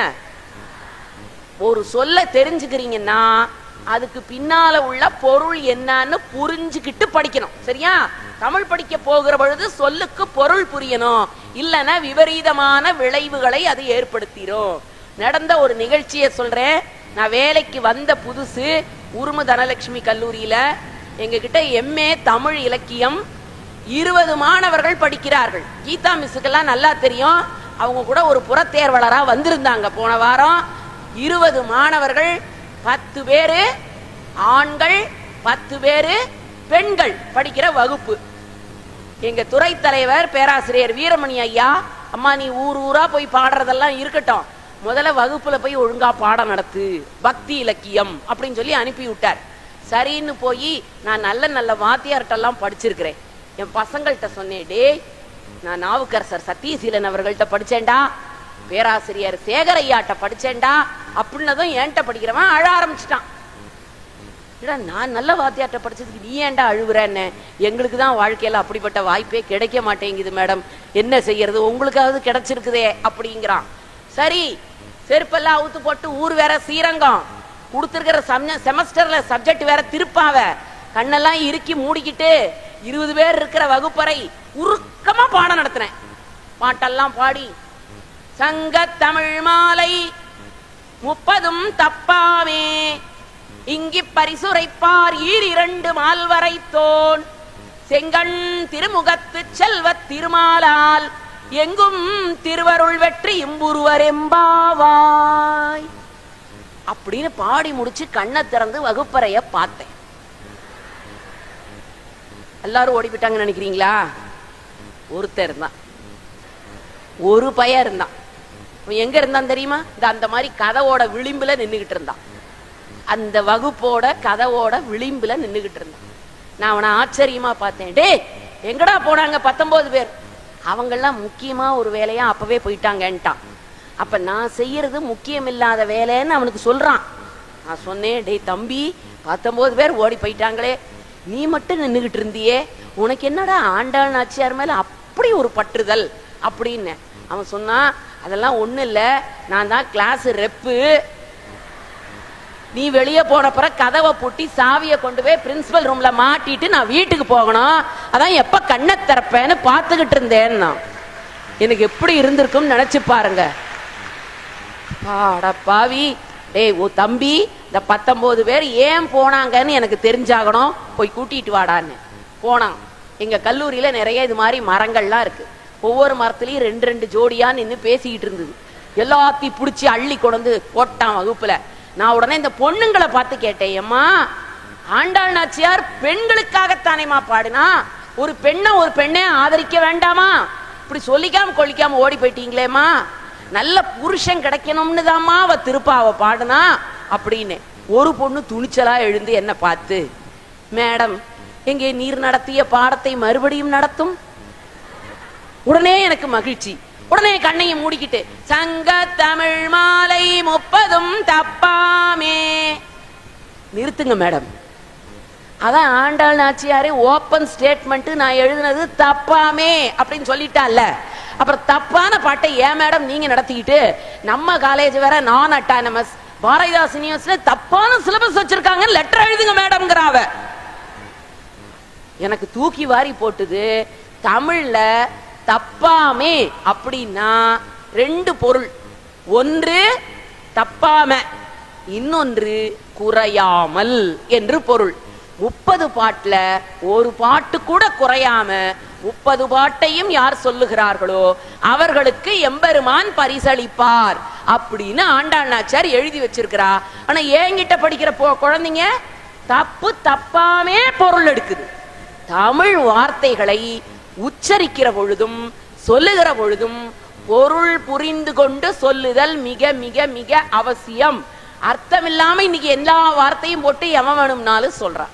தாலாட்டுக்கு அப்படி ஒரு வரலாறு இருக்கு. பழைய காலத்துல தாலாட்டு ஒரு வீடு இந்த மாதிரிக்கு அரங்கம் மாதிரி இருக்கும், செட்டிநாடு வீடும்பாங்க. தூளியில பிள்ளைய போட்டுட்டு அந்த ஊட்டம்மா தாலாட்டு பாட்டு பாடும். எப்படி தெரியுமா? கை எவ்வளவு நிலத்துக்கு போகுதோ அவ்வளவு நிலத்துக்கு தூளி போகும், அவ்வளவு நிலத்துக்கு வீடு இருக்கும். கவனம் தேவை. இவ்வளவு நிலத்துக்கு இழுத்து பாடுது அந்த அம்மா. சிங்கார புன்னகை கண்ணார கண்டாலே சங்கீத வீணையும் ஏது கம்மா, மங்காத கண்களில் மையிட்டு பார்த்தாலே தங்கமும் வைரமும் ஏது கம்மா. அந்த காலத்து தாலாட்டு பாட்டு. மகாதேவின்னு ஒரு படங்க, பல பேருக்கு அது வந்ததே தெரியாது. அந்த படத்துல ஹீரோயின் இப்படி ஒரு தாலாட்ட பாடுறாங்க. காலம் மாறி போச்சு, அப்படியெல்லாம் அவ்வளவு அகலமா வீடு கட்டி வாழ முடியல. காலம் மாற, கட்டடம் சுருங்க, தாலாட்டு பாட்டு என்னாச்சு? சுருங்க ஆரம்பிச்சுது. கவிஞர் கண்ணதாசன் வந்தாரு. அப்படி நீட்டி முழக்கி பாட முடியாம அவர் அப்படி சின்னதா தொட்டில் மாதிரி ஒண்ணு போட்டு அந்த தொட்டில்ல பிள்ளைய போட்டு கைய மெல்ல மெல்ல ஆட்டி சின்ன சின்னதா அதுக்கு தகுந்த மாதிரி பாட்டையும் பாடி, மலர்ந்து மலராத பாதி மலர் போல வளரும் விழி வண்ணமே, வந்து விடிந்தும் விடியாத காலை பொழுதாக விளைந்த கலை அன்னமே. சிங்கப்பூர்ல ஏர்போர்ட்ல இந்த பாட்டினுடைய 2 வரியை எழுதி போட்டு உலகத்திலேயே குழந்தையை கொஞ்சுகிற தாலாட்டு பாட்டு இதற்கு இணை ஈடு இல்லைன்னு போட்டிருக்கிறான். 2 வரி. தமிழனுடைய பெருமை எங்க போய் நிக்குது? என்ன வரி தெரியுமா? நதியில் விளையாடி கொடியில் தலை சீவி நடந்த இளம் தென்றலே, வளர்பொதிகை மலை தோன்றி மதுரை நகர் கண்டு பொலிந்த தமிழ் மன்றமே. ஒரு குழந்தையை தமிழ் மன்றம் என்று ஓமித்த ஒரே கவிஞன் கண்ணதாசன் தான். காலம் இப்பவும் மாறி போச்சு. இப்ப யார் வீட்டுல தாலாட்டு பாட்டு பாடுறாங்க? எந்த வீட்டுல முதல்ல இடம் இருக்குது, நேரம் இருக்குது?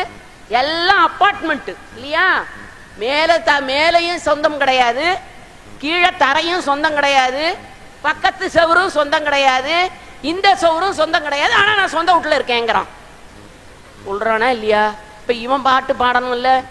இப்ப பிள்ளைய தொட்டில்ல கட்டி பிள்ளைய போட்டு செல்வமே அப்படின்னு இழுத்தீங்கன்னா பக்கத்து பிளாட்டுக்கு போயிடும் உங்க வீட்டு செல்வம். விட்டுருவோமா நம்ம செல்வம் பக்கத்து வீட்டுக்கு போறதுக்கு? பார்த்தோம். இப்படி நின்னெல்லாம் ஆட்ட முடியல. ஸ்பிரிங் தொட்டில் கண்டுபிடிச்சிட்டோமா? இப்ப இப்படி ஆட்டுறதுக்கு பதிலா பிள்ளை எங்க குதிக்குது? இப்ப மேலையும் கிழியும் மேலையும் கிழியும் எம்பி எம்பி குதிச்சு அது எம்பியாவே ஆயிடுது. காலம் மாறி போச்சு. இப்ப அம்மா வேலைக்கு போறா. அந்த காலத்துல வீட்டோட கிடந்தா பாட்டு பாடிக்கிட்டு இருந்தா. இப்ப அவ அப்பாவுக்கு முன்னால வேலைக்கு போனோம். அப்பா செல்ஃப் பைனான்ஸ், அம்மா கவர்மெண்ட் உத்தியோகம், போக வேண்டிய சூழ்நிலை தானே. அப்ப பாட்டு மாறி போச்சு. பாட முடியல, தொண்டை கட்டிக்குச்சு. அவ லேட்டா போயிட்டு ஆபீஸ்ல இருந்து வந்து எங்க பாட்டு பாடுறது? உடனே பார்த்தா ஒரு பென் டிரைவ சொருகிட்டு இப்ப அந்த பென் டிரைவ் செல்போன்ல சொறி அது பாடிக்கிட்டு இருக்குது. கருப்பு நிலா நீதான் கலங்குவதேன், துளி துளியாய் கண்ணீர் விடுவதும் ஏன், மானே மரகதமே ஓ மனசுல என்ன குறை?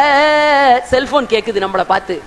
பெத்த ஆத்தா போல் இருப்பேன். ஏன்னா ஆத்தா அப்படி இல்ல. காலம் மாறுதுங்க, காலம் மாறுது.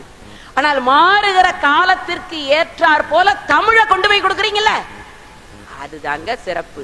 அதனாலதான் எங்க ஆசிரியர் சொன்னாரு, பிறந்தவுடன் கிடைப்பது தாலாட்டு, ஆனா அது உனக்கு புரியாது. சரி, இறந்தவுடன் கிடைப்பது நீராட்டு. செத்த பிறகு நம்ம மேல தண்ணி ஊத்துறாங்கன்றான். யாருக்குங்க தெரியும்? போற போக்க பார்த்தா அவனுக்கு குடிக்கவே தண்ணி கிடைக்கல, செத்த புணத்து மேலேயா தண்ணி ஊத்த போறாங்கிறீங்க? அது கொஞ்ச காலத்துல இல்லாம போயிடும். அப்ப பிறந்தவுடன் கிடைக்கிற தாலாட்டு புரியாது, செத்தவுடன் கிடைக்கிற நீராட்டு தெரியாது. ஆனால் உடலும் உயிரும் உணர்வோமோடு இருக்கிற பொழுது நாம் பெறுகிற பாராட்டு ஒன்றுதான் நம்மை மேலும் மேலும் அடுத்த கட்டத்திற்கு உயர்த்தி செல்லும். அந்த பாராட்டை இன்றைக்கு இந்த நிறுவனம் செய்திருக்கிறது. அந்த பிள்ளைகள் வந்து பாருங்க, மேடையில ஏறுறாங்க, உடனே அதுக்கு ஒரு மியூசிக் போட்டாங்க. அந்த மியூசிக் போட்டவங்களுக்கு பாராட்டுக்கள் ரொம்ப அருமையா போட்டாங்க. பாத்தீங்களா?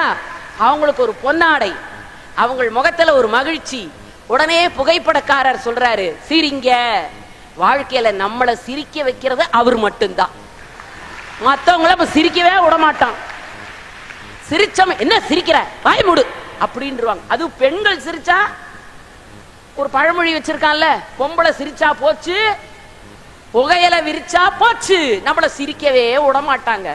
ஆனா உங்களை சிரிக்க வைத்து மகிழ வைத்து பொறுப்பு கொடுத்து அங்கீகாரம் தந்து இசையோடு ஒரு பாராட்டை இன்றைக்கு என்எம்சி இந்த பிள்ளைகளுக்கு செய்திருக்கிறது என்பதற்குத்தான் இந்த தமிழ் விழா. இந்த விழா இல்லைன்னு வைங்க, இந்த அரங்கம் இல்லைன்னு வைங்க, இப்ப இந்த நேரம் இதுவே இல்லைன்னு வைங்க, என்ன பண்ணிட்டு இருப்பீங்க? கிளாஸ்ல உட்கார்ந்துருப்பீங்க. பல பேர் அதான் சோகமா இருக்கீங்க. கிளாஸ தவம் இருக்கிற வகுப்ப இப்படி தியாகம் செஞ்சிட்டோமேன்னு நினைக்கும் பொழுது அவ்வளவு வருத்தமா இருக்கு. இன்றைய ஒரு நாள் தியாகம் செஞ்சுட்டு வந்திருக்கிறீங்க வகுப்பெல்லாம். அதுக்குத்தானேங்க இந்த தமிழ் விழா, அதுக்குத்தானே இலக்கியம். மகிழ்ச்சியா இருங்க, பாராட்டுங்க. எதிரில் யார் வர்றாங்க, யார்கிட்ட பேசினாலும் ஒரு முறை முதல்ல பாராட்டுங்க. பாராட்டிட்டு பேச ஆரம்பிச்சீங்கன்னா அவங்க உங்களுக்கு நண்பர்கள் ஆயிடுவாங்க. ஆனா நாம பாராட்டுவோம். எப்படி தெரியுமா பாராட்டுவோம்? இந்த சுடிதார் நல்லா இருக்கு அப்படின்னா என்ன அர்த்தம்? உனக்கு அது நல்லா இல்லைன்னு அர்த்தம். அது ஏங்க பாராட்டுல ஒரு இக்கு வைக்கிறீங்க?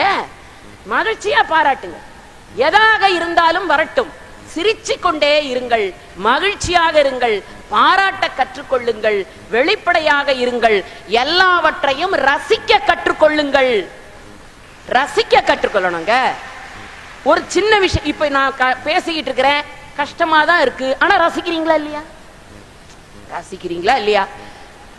இந்த அம்மா எத்தனை மணிக்கு முடிக்கும்னு தெரியலையே, இது வேற 3 வருஷம் கழிச்சு கூப்பிட்டு இருக்காங்களாமே, அது எவ்வளவு நேரத்துல முடிக்கும்னு தெரியல, பாட்டெல்லாம் வேற பாடும்னு இவ்வளவு மனசுல ஓடுனாலும் கை தட்டுறீங்க, ரசிக்கிறீங்க. இதாங்க வாழ்க்கை. பிறந்தவுடன் இத்தனை விஷயங்களையும் அனுபவிப்பதற்கு கடவுள் எவ்வளவு விஷயம் கொடுத்திருக்கிறாரு. அதை அனுபவிக்கணுமா வேணாமா? மகிழ்ச்சியா இருக்கணுமா வேண்டாமா? கம்பராமாயணத்துல ஒரே ஒரு காட்சி உங்கள் முதல்வர் சொன்ன பொழுதுதான் எனக்கு நினைவுக்கு வந்தது. உங்களுடைய தலைவரும் செயலர் பெருந்தகையும் ஒரு 500 பேருக்காவது வேலையை வாங்கி கொடுத்துடணும்னு முடிவோட இருக்கிறாங்க. சரி, அவங்க சைடு அவங்க சரியா இருக்கிறாங்க. வேலைக்கு உரியவர்களாக தகுதியை ஏற்படுத்தி கொள்ள வேண்டியது யாரு? நீங்க தானே. அத்தனை பேர்ல 500 பேருக்கு வேலைன்னா தகுதி உனக்கு இருக்கா? ஒரு சின்ன காட்சி கம்பராமாயணத்துல, ஒரு சிறிய காட்சி. என்ன காட்சின்னா, ராமனும் லக்ஷ்மணனும் பர்ணசாலைக்கு உள்ள உட்கார்ந்து இருக்கிறாங்க. வெளியில அனுமன் வந்து நிக்கிறான். இப்ப அனுமன் யாருன்னு முன்ன பின்ன பார்க்கல இந்த ராமனும் லக்ஷ்மணனும். ஆனா ராம லக்ஷ்மணன் எப்படிப்பட்டவன்னா அனுமனுக்கு தெரியும். இப்ப நீங்க ஒரு கம்பெனிக்கு அப்ளிகேஷன் போடுறீங்க அப்படின்னா ஒரே ஒரு பணிவான வேண்டுகோள், இந்த பேரவை கூட்டம் முடிந்த உடனே எல்லா மாணவ செல்வங்களும் வருகிற 2024 உங்களுடைய ப்ரொஃபைல், ரெஸ்யூம், பயோடேட்டா என்ன வேணா பேர் வச்சுக்க, அதை எப்படி தயாரிப்பது என்பதை முதலில் கற்றுக்கொள்ளுங்கள். நம்ம பிள்ளைங்க பல பேர் தோத்து போறதே எப்படி பயோடேட்டா ரெடி பண்ணணுங்கிறதே தெரியாம போச்சு. என் பையன்கிட்ட சொல்லி விட்டேன். ஒரு இடத்துக்கு வேலைக்கு போன உடனே அப்ளிகேஷன் அப்படி நீட்னா அவர் வாங்கி பார்த்தாரு. பார்த்துட்டு அந்த அதிகாரி ஒரு விஷயம் கேட்டாரு. Try to introduce your self அப்படின்னாரு. இவனுக்கு என்னன்னே புரியல. உன்னை பத்தி அறிமுகப்படுத்திக்கப்பா. சார் என் பேரு, அப்புறம் நான் இது பிகாம் செகண்ட் இயர் முடித்தேன், அதில் 2 அரியர் வச்சேன், அப்புறம் எப்படியோ பாஸ் பண்ணிட்டேன், நான் வந்து பிகாம் முடிச்சிருக்கேன், எங்கள் அப்பா அது பூரா தான் இந்த அப்ளிகேஷனில் இருக்குல்ல, அதை அவர் பார்த்துருப்பார்ல. அப்போ உன்னை பற்றி அறிமுகப்படுத்திக்கோன்னா அதில் உள்ள விஷயத்தையே அறிமுகப்படுத்தலாம். அதை தாண்டி அவர் ஏதோ உங்ககிட்ட எதிர்பார்க்கிறாருன்னு தானே அர்த்தம். அது உங்ககிட்ட இருக்குன்னு காட்டணுமா வேணாமா? அதெல்லாம் சொல்ல தெரியல, அதெல்லாம் எப்படி வெளிப்படுத்துறதுன்னு தெரியல. ஆனா ஒரு பையன் துணிச்சலா அழகா சொன்னான், சார் நான் ரொம்ப முன்கோபி சார், எதை எடுத்தாலும் எனக்கு கோவம் வந்துடும் சார், எல்லாமே பர்ஃபெக்டா இருக்கணும்னு நான் நினைக்கிறேன் சார். இந்த மாதிரியான சாஃப்ட் ஸ்கில் பண்புகள் உங்களிடத்தில் கட்டாயம் வேண்டும். அதுக்கு தான் இப்படியான விழாக்கள் எல்லாம் நாங்க ஏற்பாடு செய்யறோம். பாடத்தை எப்படி வேணா படிக்கலாங்க. எங்க இப்ப அஞ்சல் வழி கல்வி முறைன்னு வச்சிருக்கிறான்ல, டிஸ்டன்ஸ் எஜுகேஷன்ல எல்லா பாடத்தையும் இன்னைக்கு படிக்கலாம். இன்னைக்கு எல்லாம் ஆன்லைன் கோர்ஸ் வந்திருக்குல்லமா, ஸ்வயம், டிடிஹெச், டிஜிட்டல், எதை வேணா படிக்கலாம். ஆனா பண்பையும் பழகும் தன்மையையும் வெற்றி பெறுகிற சூத்திரத்தையும் கல்லூரியில் படித்தால் ஆசிரியர்களிடத்தில் மட்டும்தான் அதை நீங்கள் பெற முடியும். அந்த சாஃப்ட் ஸ்கில்லுக்கு தான் இப்படியான நிகழ்ச்சி. அனுமன் வெளியில நிக்கிறான், உள்ளுக்குள்ள ராம லக்ஷ்மண. வெளியில இருக்கிற அனுமனுக்கு ராம லக்ஷ்மணர் யாருன்னு தெரியும், ஆனா உள்ள இருக்கிற ராம லக்ஷ்மணருக்கு வெளியில இருக்கிற அனுமன் யாருன்னு தெரியாது. நீங்க நாளைக்கு அப்ளிகேஷன் போட்டீங்கன்னா முதல்ல எந்த நிறுவனத்துக்கு போடுறீங்களோ அந்த நிறுவனத்தை வெப்சைட்ல போய் பார்த்து எல்லா விஷயமும் முதல்ல தெரிஞ்சுக்கணும். அவங்க எதை எதிர்பார்ப்பாங்கன்றத புரிஞ்சுக்கிட்டு அதுக்குரிய தகுதி உன்னிடத்தில் இருக்கிறதா என்பதை புரிந்து கொண்டு அப்ளிகேஷன் போடணும். அனுமனுக்கு அந்த கம்பெனியை பத்தி நல்லா தெரியும். ராமன் எப்படிப்பட்டவன், லக்ஷ்மணன் எப்படிப்பட்டவன் தெரிஞ்சுக்கிட்டு வெளியில போய் நிக்கிறான். இப்ப உள்ள கூப்பிட்டாரு. கூப்பிட்ட உடனே பவ்யமா போறான், பணிவா போறான்.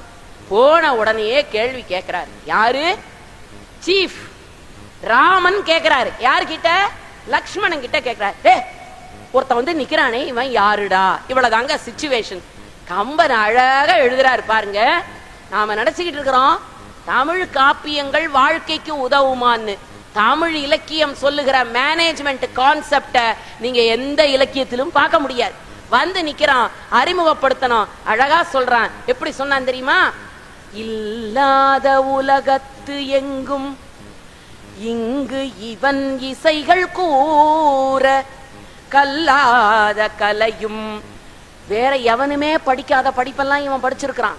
கல்லாத கலையும் வேத கடலுமே எனும் காட்சி. அப் டு டேட் நாலேஜோட இருக்கிறான்.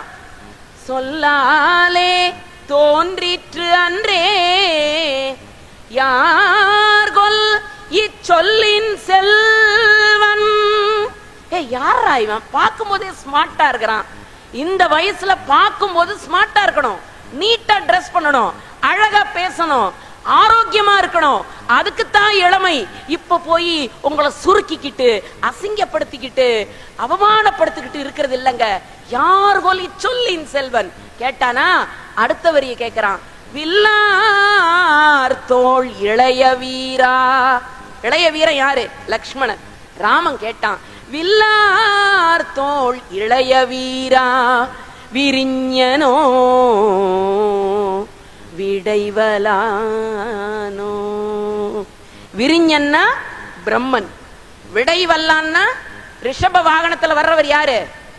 சிவபெருமான். டே, என் முன்னால நிக்கிறானே, இவன் பிரம்மனா அல்ல சிவபெருமானான்னு கேட்டார். இடையில ஒரு ஆளை விட்டுட்டாரு. யார? திருமாலான்னு கேட்கல இல்லையா?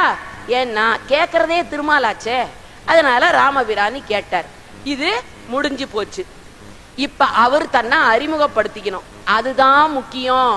பெரியவங்கள்ட்ட நம்மளை அறிமுகப்படுத்திக்கிற பொழுது அவங்க எதை எதிர்பார்க்கிறார்கள் என்பதை புரிந்து கொண்டு இன்டர்வியூல போய் நின்னீங்கன்னா முத வேலை உங்களுக்கு தான். இப்ப அனுமன் சொன்னான், அவன் எவ்வளவு கம்பீரமா கேட்டான், இவன் எவ்வளவு பணிவா சொல்றான். மஞ்சு என திரண்ட கோலமேனிய மகளிர்க்கெல்லாம் நஞ்சு என தகையவாகி நளிர் இரும் பனிக்கு தேம்பா கஞ்சம் ஒத்து அலர்ந்த செய்ய கண்ணா யான் காற்றின் வேந்தற்கு. எங்க அப்பா யாரு? வாலி. வாலியினுடைய தந்தை காற்று பகவான். அதே போல அனுமனுடைய அப்பா யாரு? காற்று பகவான், வாயு பகவான்.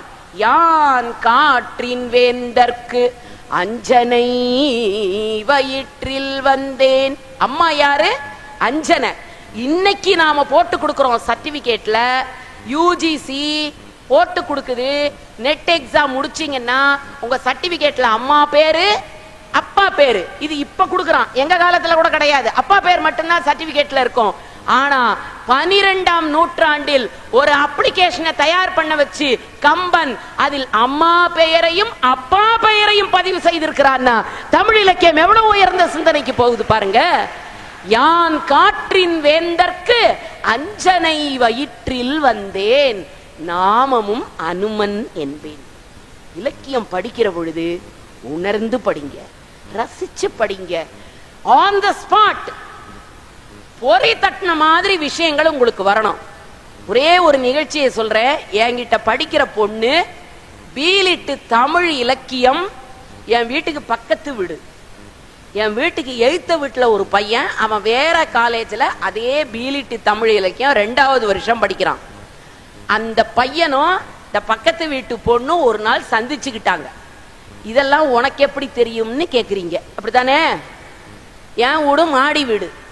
மாடியிலேருந்து கீழே குனிஞ்சா எனக்கு இந்த காட்சி தான் கண்ணுல படுது. 2 பேரும் சந்திச்சுக்கிட்டாங்க. இப்ப அந்த பையன் இந்த பொண்ணை பார்த்து ஒரு கேள்வி கேட்டான், உன் பேர் என்ன உடனே அந்த பொண்ணு சினிமா எல்லாம் பார்த்துருக்குதா, அப்படி காலால நிலத்துல கோலம் போட்டுக்கிட்டே, என் பேரு சித்ரா, முடிஞ்சு போச்சு. நீ என்ன படிக்கிற? நான் ஃபர்ஸ்ட் இயர் பிலிட் தமிழ் படிக்கிறேன். ஓ, நான் செகண்ட் இயர் பிலிட் தமிழ் படிக்கிறேன். உனக்கு சப்ஜெக்ட்ல ஏதாவது டவுட்னா என்கிட்ட கேட்டு கிளியர் பண்ணிக்க. நம்மாளு உடனே அந்த பொண்ணு சொல்லுது, அது இலக்கியத்தில் மனித உரிமை கோட்பாடுகள்னு ஒரு பேப்பர் இருக்குங்கய்யா. இன்னும் பல்கலைக்கழகமே அதுக்கு யூனிட்டை கரெக்டா பிரிக்கல, அது ஆப்ஷனல் பேப்பரா விட்டுட்டாங்க. அதுக்கு ரீடிங் மெட்டீரியல் கிடைக்காம தவிச்சுக்கிட்டு இருக்கிறோம். அந்த பொண்ணு சொல்லுது அந்த பையன் கிட்ட, இலக்கியத்தில் மனித உரிமை கோட்பாடுகள்னு ஒரு பேப்பர் இருக்குது, அது என்னன்னு எனக்கும் புரியல, அதை நடத்துற எங்க மேடத்துக்கும் புரியலன்னுச்சு. எனக்கும் போட்டு உடைச்சிருச்சா. முதல் நாள் பேச்சுவார்த்தை முடிஞ்சு போச்சுங்க, இவ்வளவுதான் பேச்சுவார்த்தை. ரெண்டாவது நாள் மறுபடியும் 2 பேரும் சந்திச்சுக்கிட்டாங்க. இப்ப அந்த பொண்ணு பேச்சுவார்த்தையை ஆரம்பிச்சிருச்சு. ஏன்னா ஒரு நாள் அனுபவம் கிடைச்சிருக்குல்ல, அதனால அது பேச்சுவார்த்தையை ஆரம்பிச்சு, ஆமா சுரேஷ், அது எப்படி பேரையும் தெரிஞ்சுக்கிச்சு சுரேஷ்னு, உனக்கு எந்த கலர் ரொம்ப பிடிக்கும்? ரொம்ப முக்கியம் இல்ல இந்த கேள்வி, உனக்கு எந்த கலர் ரொம்ப பிடிக்கும்? அவன் எப்படா கிரீன் சிக்னல் கிடைக்கும்னு வெயிட் பண்ணிக்கிட்டு இருக்கிறான். அவன் பச்சை கலர்னா எனக்கு ரொம்ப பிடிக்கும்னா. அதுக்கு இந்த சித்ரா சொல்லுது, போ சுரேஷ், உனக்கு ரொம்ப தான் குறும்பு, எனக்கு பச்சை கலர் பிடிக்கும்னு தெரிஞ்சு வச்சுக்கிட்டு அதே பச்சை கலர் பிடிக்கும் நீ சொல்ற பாத்தியா. ரெண்டாவது நாள் பேச்சுவார்த்தை முடிஞ்சு போச்சு. மூணாவது நாள் மறுபடியும் 2 பேரும் சந்திச்சுக்கிட்டாங்க. இப்ப அந்த பொண்ணு சொல்லுச்சு அவங்கிட்ட, சுரேஷ், நேத்து நான் ஒரு கனவு கண்டேன் தெரியுமா? அப்படியா, என்ன கனவு? சாயங்காலம் 5:30 மணிக்கு இந்த காவேரி பாலத்துல அப்படியே இந்த மாம்பழச்சாலையிலிருந்து அண்ணா சிலையை நோக்கி சாயங்காலம் 5:30 மணிக்கு ஒரே ஒரு கோனைச வாங்கி அப்படியே 2 பேரும் கையில பிடிச்சுக்கிட்டு, நீ பாதி நான் பாதி கண்ணா அப்படின்னு பாட்டையும் பாடிக்கிட்டு அப்படியே ஸ்லோ மோஷன்ல நம்ம 2 பேரும் மட்டும். எப்ப? சாயங்காலம் 5:30 மணிக்கு. அப்ப எவ்வளவு பீக் ஹவர்ஸ், எவ்வளவு வண்டி போகும். இந்த லூசு சொல்லுது, அப்படியே ஸ்லோ மோஷன்ல போற மாதிரி ஒரு கனவு கண்டேன். சுரேஷ் சொல்றான், பலாருன்னு அரைஞ்சான், ஒருவேளை திருந்திட்டான் போல இருக்குன்னு நான் நினைச்சேன். அது எப்படி நேத்து ராத்திரி என் கனவுல வந்தது, அப்படி அச்சு அச பெசகாம உன் கனவுல வந்தது. இப்படியே 2 பேரும் சந்திக்க வேண்டியது, 2 பேரும் பேச வேண்டியது 10 நாள் ஆச்சுங்க. 10வது நாள் நம்ம பையன் முடிவு பண்ணிட்டான், இது அதுதான். அவன் எத்தனை சினிமா பார்த்துருக்கிறான். முடிவு பண்ணிட்டு கையில ஒரு ரோஜா பூவையும் எடுத்துக்கிட்டான். வச்சிருக்கிறது பூரா இங்கிலீஷ்ல அரியர். சார் சத்தம் போடக்கூடாது, அவன் வச்சிருக்கிறது பூரா இங்கிலீஷ்ல அரியர்.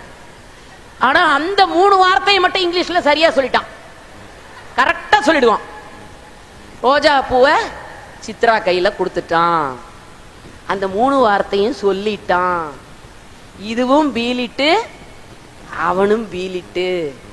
அதுக்கும் பச்சை கலர் பிடிக்கும், இதுக்கும் பச்சை கலர் பிடிக்கும். இது கனவுல என்ன வந்ததோ அதேதான் அவன் கனவுலயும் வந்துச்சு. இப்ப அவன் அந்த 3 வார்த்தைய சொல்லிட்டான். இப்ப சித்ரா சொல்வாளா, கவுண்ட் டவுன் ஸ்டார்ட்ஸ், திக்கு திக்குங்குது, என்ன நடக்க போகுது தெரியலையே. சித்ரா சொல்லியிருப்பாளா, சொல்லாம விட்டுட்டாளா, என்னன்னு தெரியல. சித்ரா அந்த பூவை கையில வாங்கிட்டு அப்படி சுரேஷ ஒரு பார்வை பார்த்துட்டு, சே, ஃப்ரெண்ட்ஸா பழகிட்டு இருந்ததை தப்பா நினைச்சிட்டியே சுரேஷ்.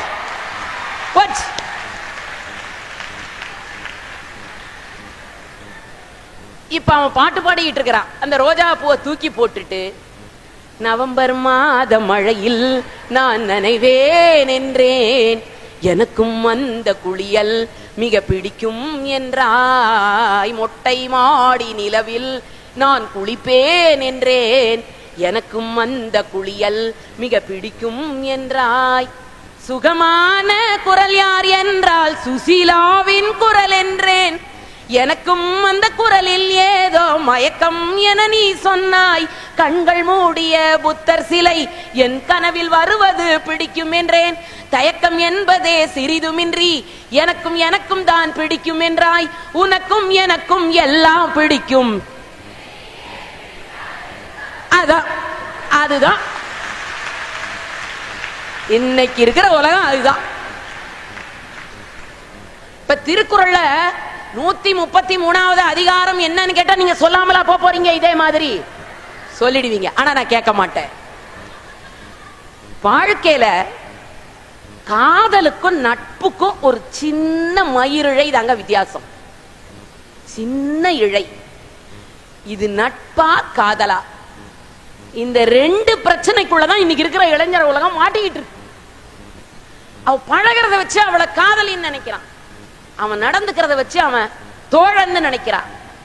இந்த பிரச்சனையில மாட்டிக்கிட்டு தான் இன்னைக்கு பல குழந்தைகள், பல பெண்கள் குறிப்பாக வாழ்க்கையவே இழக்கிறாங்க. ஃபர்ஸ்ட் இயர் வந்து சேரும், செகண்ட் இயர் காணா போயிடும். எங்கம்மா போனேன்? அப்புறம் தேர்ட் இயர் எல்லாரும் படிச்சுக்கிட்டு இருக்கும் போது வயிற்றுல பிள்ளையோட வந்து நிற்கும். தப்பு பண்ணிட்டேன் மேடம், தெரியாம தப்பு பண்ணிட்டேன், அவனை நம்பி போயிட்டேன், வாழ்க்கையே போச்சு. அப்படி என்னமா அவனை நம்பி போனேன்? அவன் நல்ல வேலையில இருக்கேன்னு சொன்னான். என்ன வேலைமா? ரயில்வேல வேலைன்னா. அப்படியா? சென்ட்ரல் கவர்மெண்ட் ஒர்க்கு, அதிகமா உனக்கு கசக்குதா? ஆமா மேடம். ரயில் நின்னா இவன் ஓடுவான், ரயில் ஓடுனா இவன் நின்றுவான். அப்படி ஒரு வேலை இருந்துச்சு. அது என்னம்மா வேலைன்னு? டீ விக்கிற வேலை. அது எவ்வளவு அழகா சொல்லியிருக்கு பாத்தீங்களா? ரயில் நின்னா இவன் ஓடுவானா, ரயில் ஓடுச்சுன்னா இவன் நின்றுவானா. அப்படிப்பட்டவனை நம்பி போய் என் வாழ்க்கையே இழந்துட்டு, எம்மா நீ எம்காம் படிக்கிற, எம்பிஏ படிக்கிற, அவன் டீ ஆத்திக்கிட்டு இருக்கிறான், அவனை நம்பி போனியம்மான்னு நான் கேட்கிறேன். எனது அருமை இளைய தலைமுறையினரே, இந்த நட்பும் காதலும் தான் தப்புன்னு சொல்லல.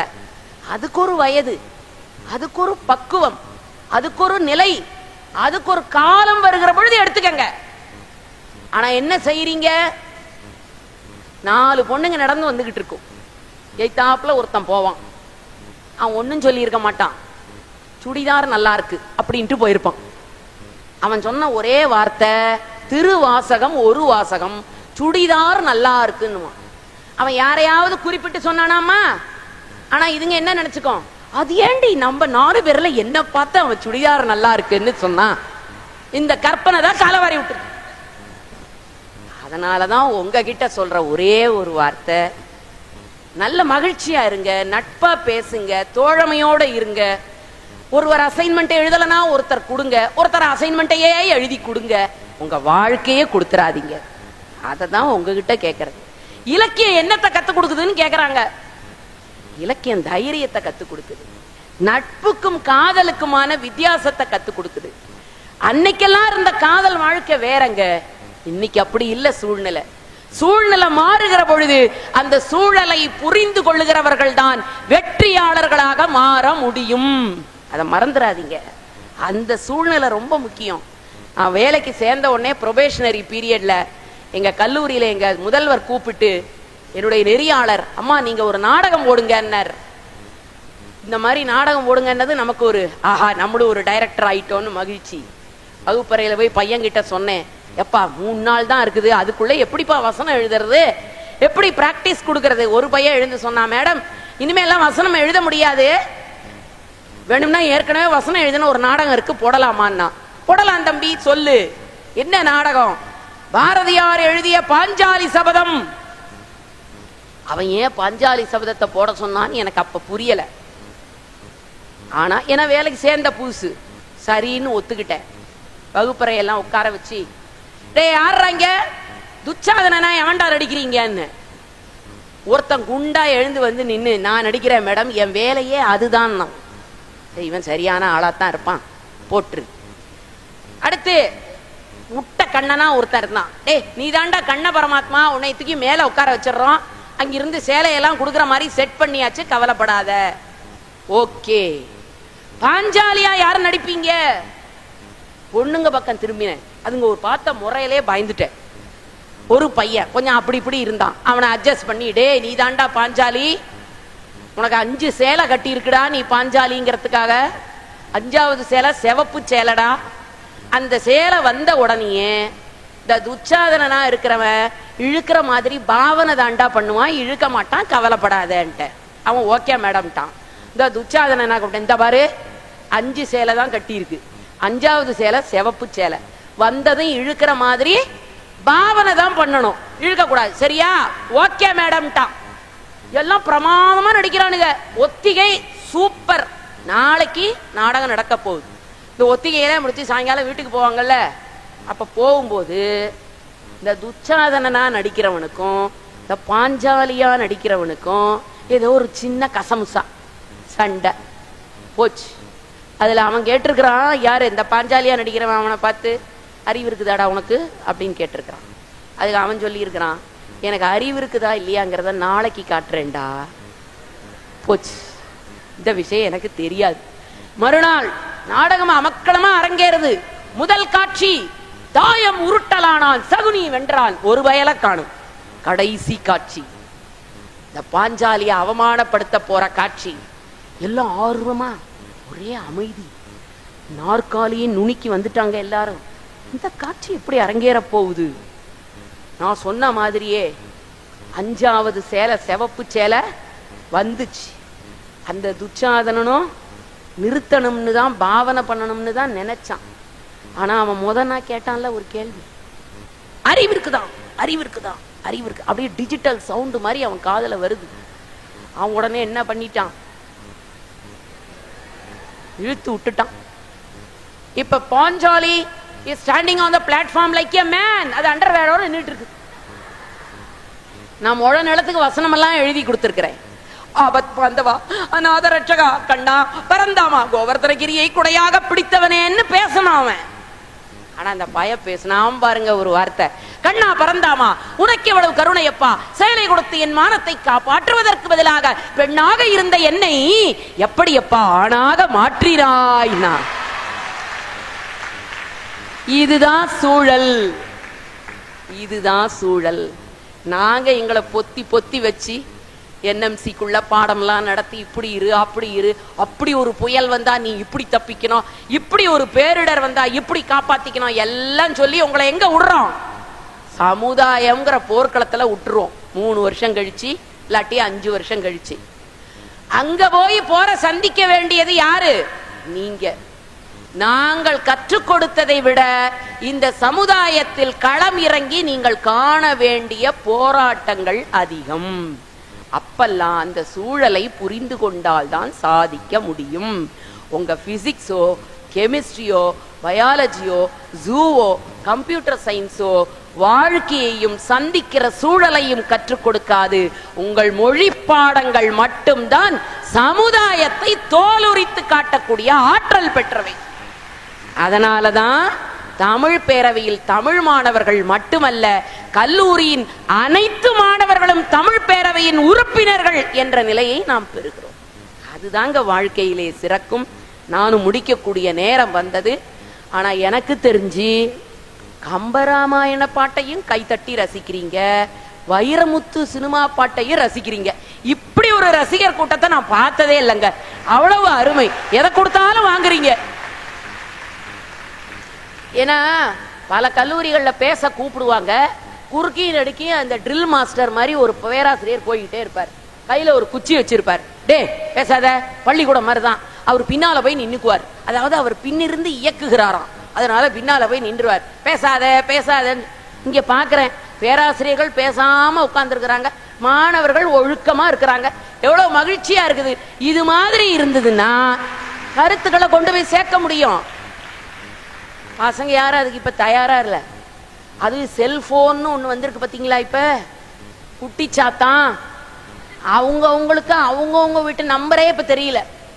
புருஷனுக்கு பொண்டாட்டி நம்பர் தெரியாது, பொண்டாட்டிக்கு புருஷன் நம்பர் தெரியாது, எல்லாம் அதுல பதிஞ்சு வச்சிருக்கிறாங்க. அது தொலைச்சிட்டா வாழ்க்கையே தொலைஞ்சு போச்சு. ஒரு அம்மா பார்த்திருக்கிறேன், ஹஸ்பண்ட் நம்பர் 1 ஹஸ்பண்ட் நம்பர் 2ன்னு போட்டு பதிவு பண்ணிச்சு. ஐயோ என்னம்மா அது அப்படின்னு. அதாவது அவர்கிட்ட 2 செல்லு இருக்கான், அதுக்காக ஹஸ்பண்ட் நம்பர் 1 ஹஸ்பண்ட் நம்பர் 2 அப்படின்னு போட்டு பதிவு பண்ணி வச்சிருக்கு.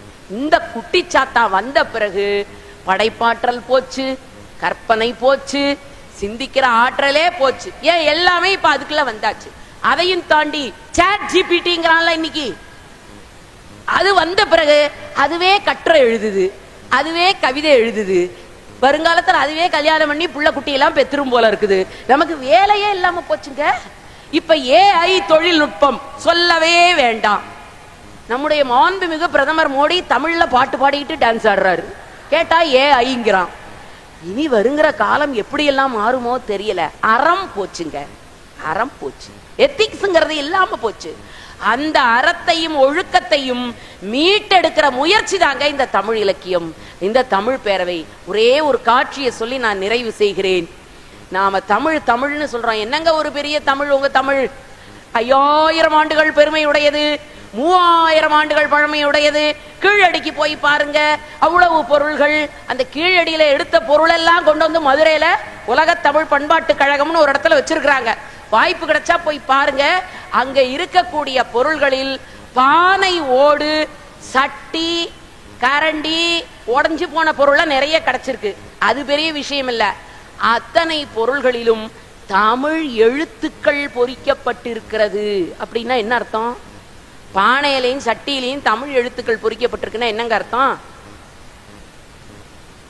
பானையும் சட்டியும் யார் அதிகம் பயன்படுத்துவாங்க? பெண்கள் தானே பயன்படுத்துவாங்க. அப்ப பெண்கள் கல்வி அறிவிலே உச்சத்தில் இருந்திருக்கிறார்கள் என்பது பொருள், மறந்து விடாதீர்கள். நோட்டு பேனால செவுத்துல எழுதுறதெல்லாம் விடுங்க, சட்டி பானையில் தமிழ் எழுத்து இருக்கிறது என்றால் பெண்கள் உயர்கல்வி பெற்றவர்களாக அந்த சமுதாயத்துல இருந்திருக்கிறாங்க. அப்படி யோசிக்கணும். அவ்வளவு பெருமை. தமிழ் பழமையானது என்பது மட்டும் பெருமை அல்ல, அது தொடர்ச்சி உடையது என்பதுல பெருமைங்க. கிரேக்கம், இனிய காதல் கவிதைகளை எழுதுகிற ஒரு மொழி என்றால் கிரேக்கம். ஆனா இன்னைக்கு எவனுக்காவது கிரேக்கம் தெரியுமான்னு கேட்டு பாருங்க. ஏதென்ஸ் நகரத்துல எவனுக்கும் கிரேக்கம் தெரியலங்கிறான். லத்தீன் மிகச்சிறந்த மொழி லத்தீன். ஆனா லத்தீன்ல இருக்கிற 99% கடனை வாங்கிட்டு ஆங்கிலம்னு ஒரு மொழியா உருவாக்கிட்டாங்க. அப்ப லத்தீன் என்னவா மாறி போச்சு? ஆங்கிலமாக உருமாறி போச்சு. ஹீப்ரூன்னு ஒரு மொழி சொல்றான். பாதிரிமார்கள் எல்லாம் பேசக்கூடிய மொழியாக சுருங்கி போச்சுங்க. இன்னைக்கு ஹீப்ரு மொழி பேச ஆள் இல்ல. சைனா மேண்ட்ரின்ங்கிறான், சீன மொழி. அது எப்படி தெரியுமா? படம் வரைஞ்சு பேசுவான். நான் வீட்டுக்கு போகிறேன் அப்படின்னு எழுதணும்னா என்ன செய்யணும்? முதல்ல என்னைய வரையணும், அப்புறம் வீட்டை வரையணும், அப்புறம் போற மாதிரி வரையணும். சித்திர மொழி கடினமாத்தானே இருக்கும். எவனுக்காவது ஒழுங்கா வரைய வரலன்னு வைங்க, தப்பு தப்பா அர்த்தத்தை கொடுத்துருவான். போச்சு. அரபு ஆகச்சிறந்த மொழி, அரபு மொழி. ஆனால் அது இன்றைக்கு ஒரு குறிப்பிட்ட மதத்திற்கு உரிய மொழியாக சுருங்கி போய்விட்டது. சமஸ்கிருதம் மிகச்சிறந்த மொழி, இரண்டாவது கருத்து இல்ல. ஆனா அது நமக்கெல்லாம் புரியாது, கடவுளுக்கு மட்டும்தான் புரியும். அப்ப கிரேக்கம் அழிந்து விட்டது, லத்தீன் ஆங்கிலமாக உருமாறி போனது, ஹீப்ரு பாதிரி மொழிகளாக போனது, சைனா படமொழியாக போய் புரிந்து கொள்ள காலதாமதமாக மாறியது, அரபு மதத்துக்குரிய மொழியாக போனது, சமஸ்கிருதம் கடவுளுக்குரிய பாஷையாக போனது. ஆனால் இவற்றோடு தோன்றிய தமிழ் மட்டும்தான் இன்னும் மக்கள் மொழியாக, பேச்சு மொழியாக இருக்கிறது. எத்தனை ஆண்டுகள் ஆனாலும் மொழியை அழிக்காததற்கு ஒரே காரணம், அது மக்களோடு வைத்திருந்த கூட்டணி. யார் மக்களோடு கூட்டணி வைக்கிறார்களோ அவர்கள்தான் வெற்றி பெறுவார்கள். தஞ்சை ராஜராஜன் கட்டிய கோபுரம் இருக்கிறது, கோயில் இருக்கிறது, ஆனா அவன் வாழ்ந்த அரண்மனை எங்கெங்க போச்சு? பல்லவ மன்னர்கள் கட்டிய அற்புதமான மகாபலிபுரம் சிற்பங்கள் இருக்கிறது, அவர்கள் வாழ்ந்த அரண்மனை என்னங்க ஆச்சு? இதுதான் நிதர்சனம். கலைகளும் மக்களும் மொழியும் கலந்து உருவான ஒரு பண்பாடு தமிழ் பண்பாடு. அந்த தமிழ் பண்பாட்டை உயர்த்தி பிடிக்க வேண்டும் என்ற சிந்தனை ராஜராஜ சோழன் அவனுடைய கோவிலில் அவன் நினைச்சா எல்லா விளக்குக்கும் தானே நெய் ஊத்தி எரிய வைக்கலாம் இல்லங்க. ஆனா அவன் சொன்னான், என்னுடைய நாட்டிலே இருக்கக்கூடிய மக்கள் கோவிலை பாதுகாக்க வேண்டும், ஆகவே ஒவ்வொரு தெருவிலே இருக்கிறவர்களுக்கென்றும் ஒவ்வொரு வரிசை விளக்கினை நேர்ந்து விட்டான்.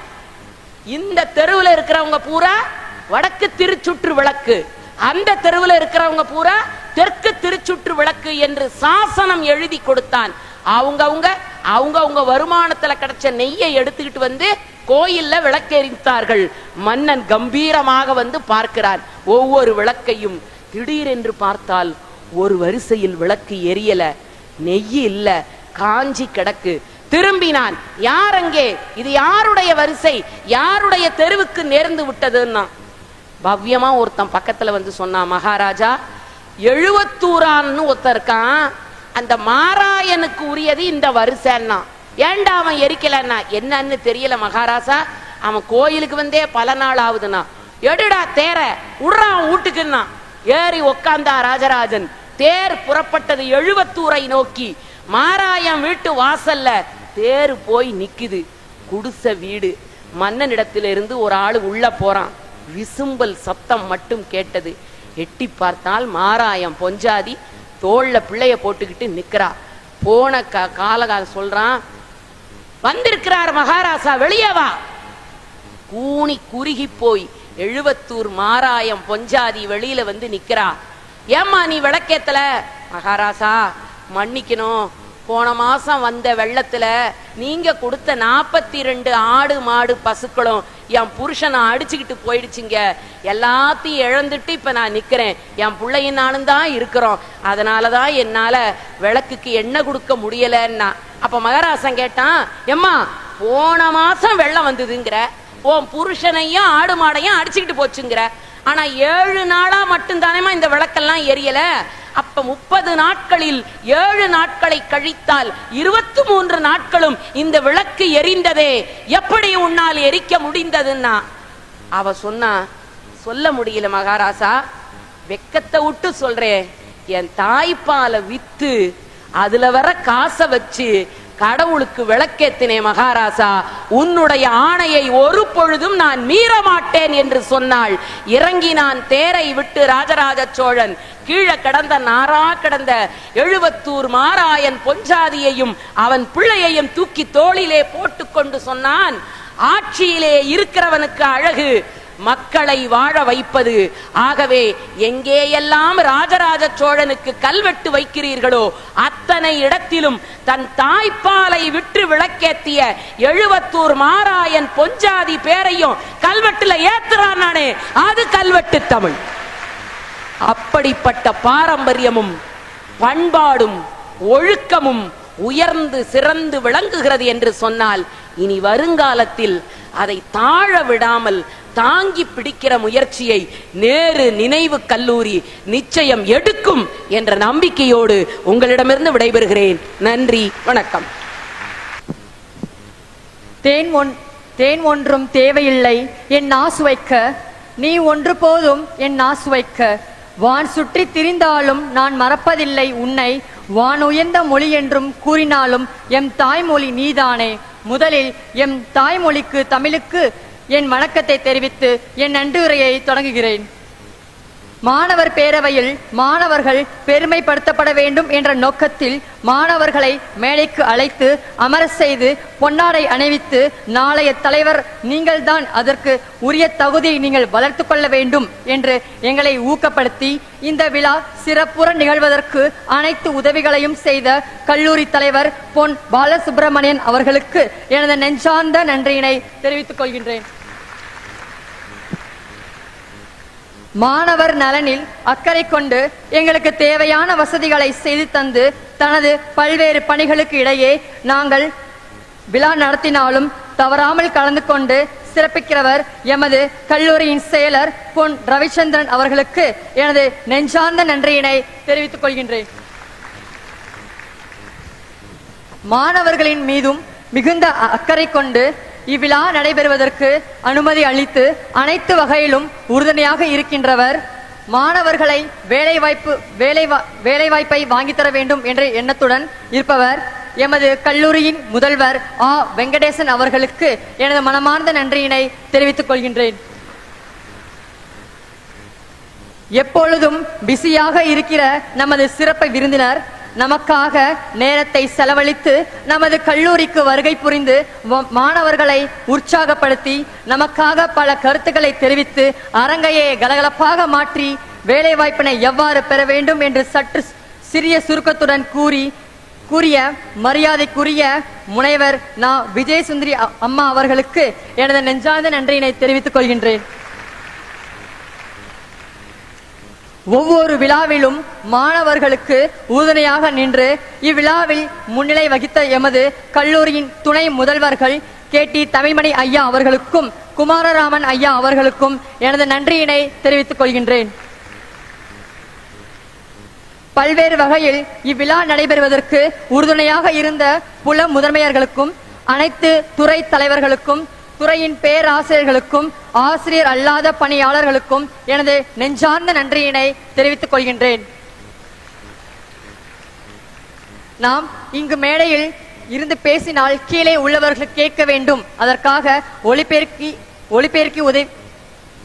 வசதி செய்து கொடுத்தவர்களுக்கும் புகைப்பட கலைஞர்களுக்கும் மற்றும் ஊடகவியலாளர்களுக்கும் எனது மனமார்ந்த நன்றியினை தெரிவித்துக் கொள்கின்றேன்.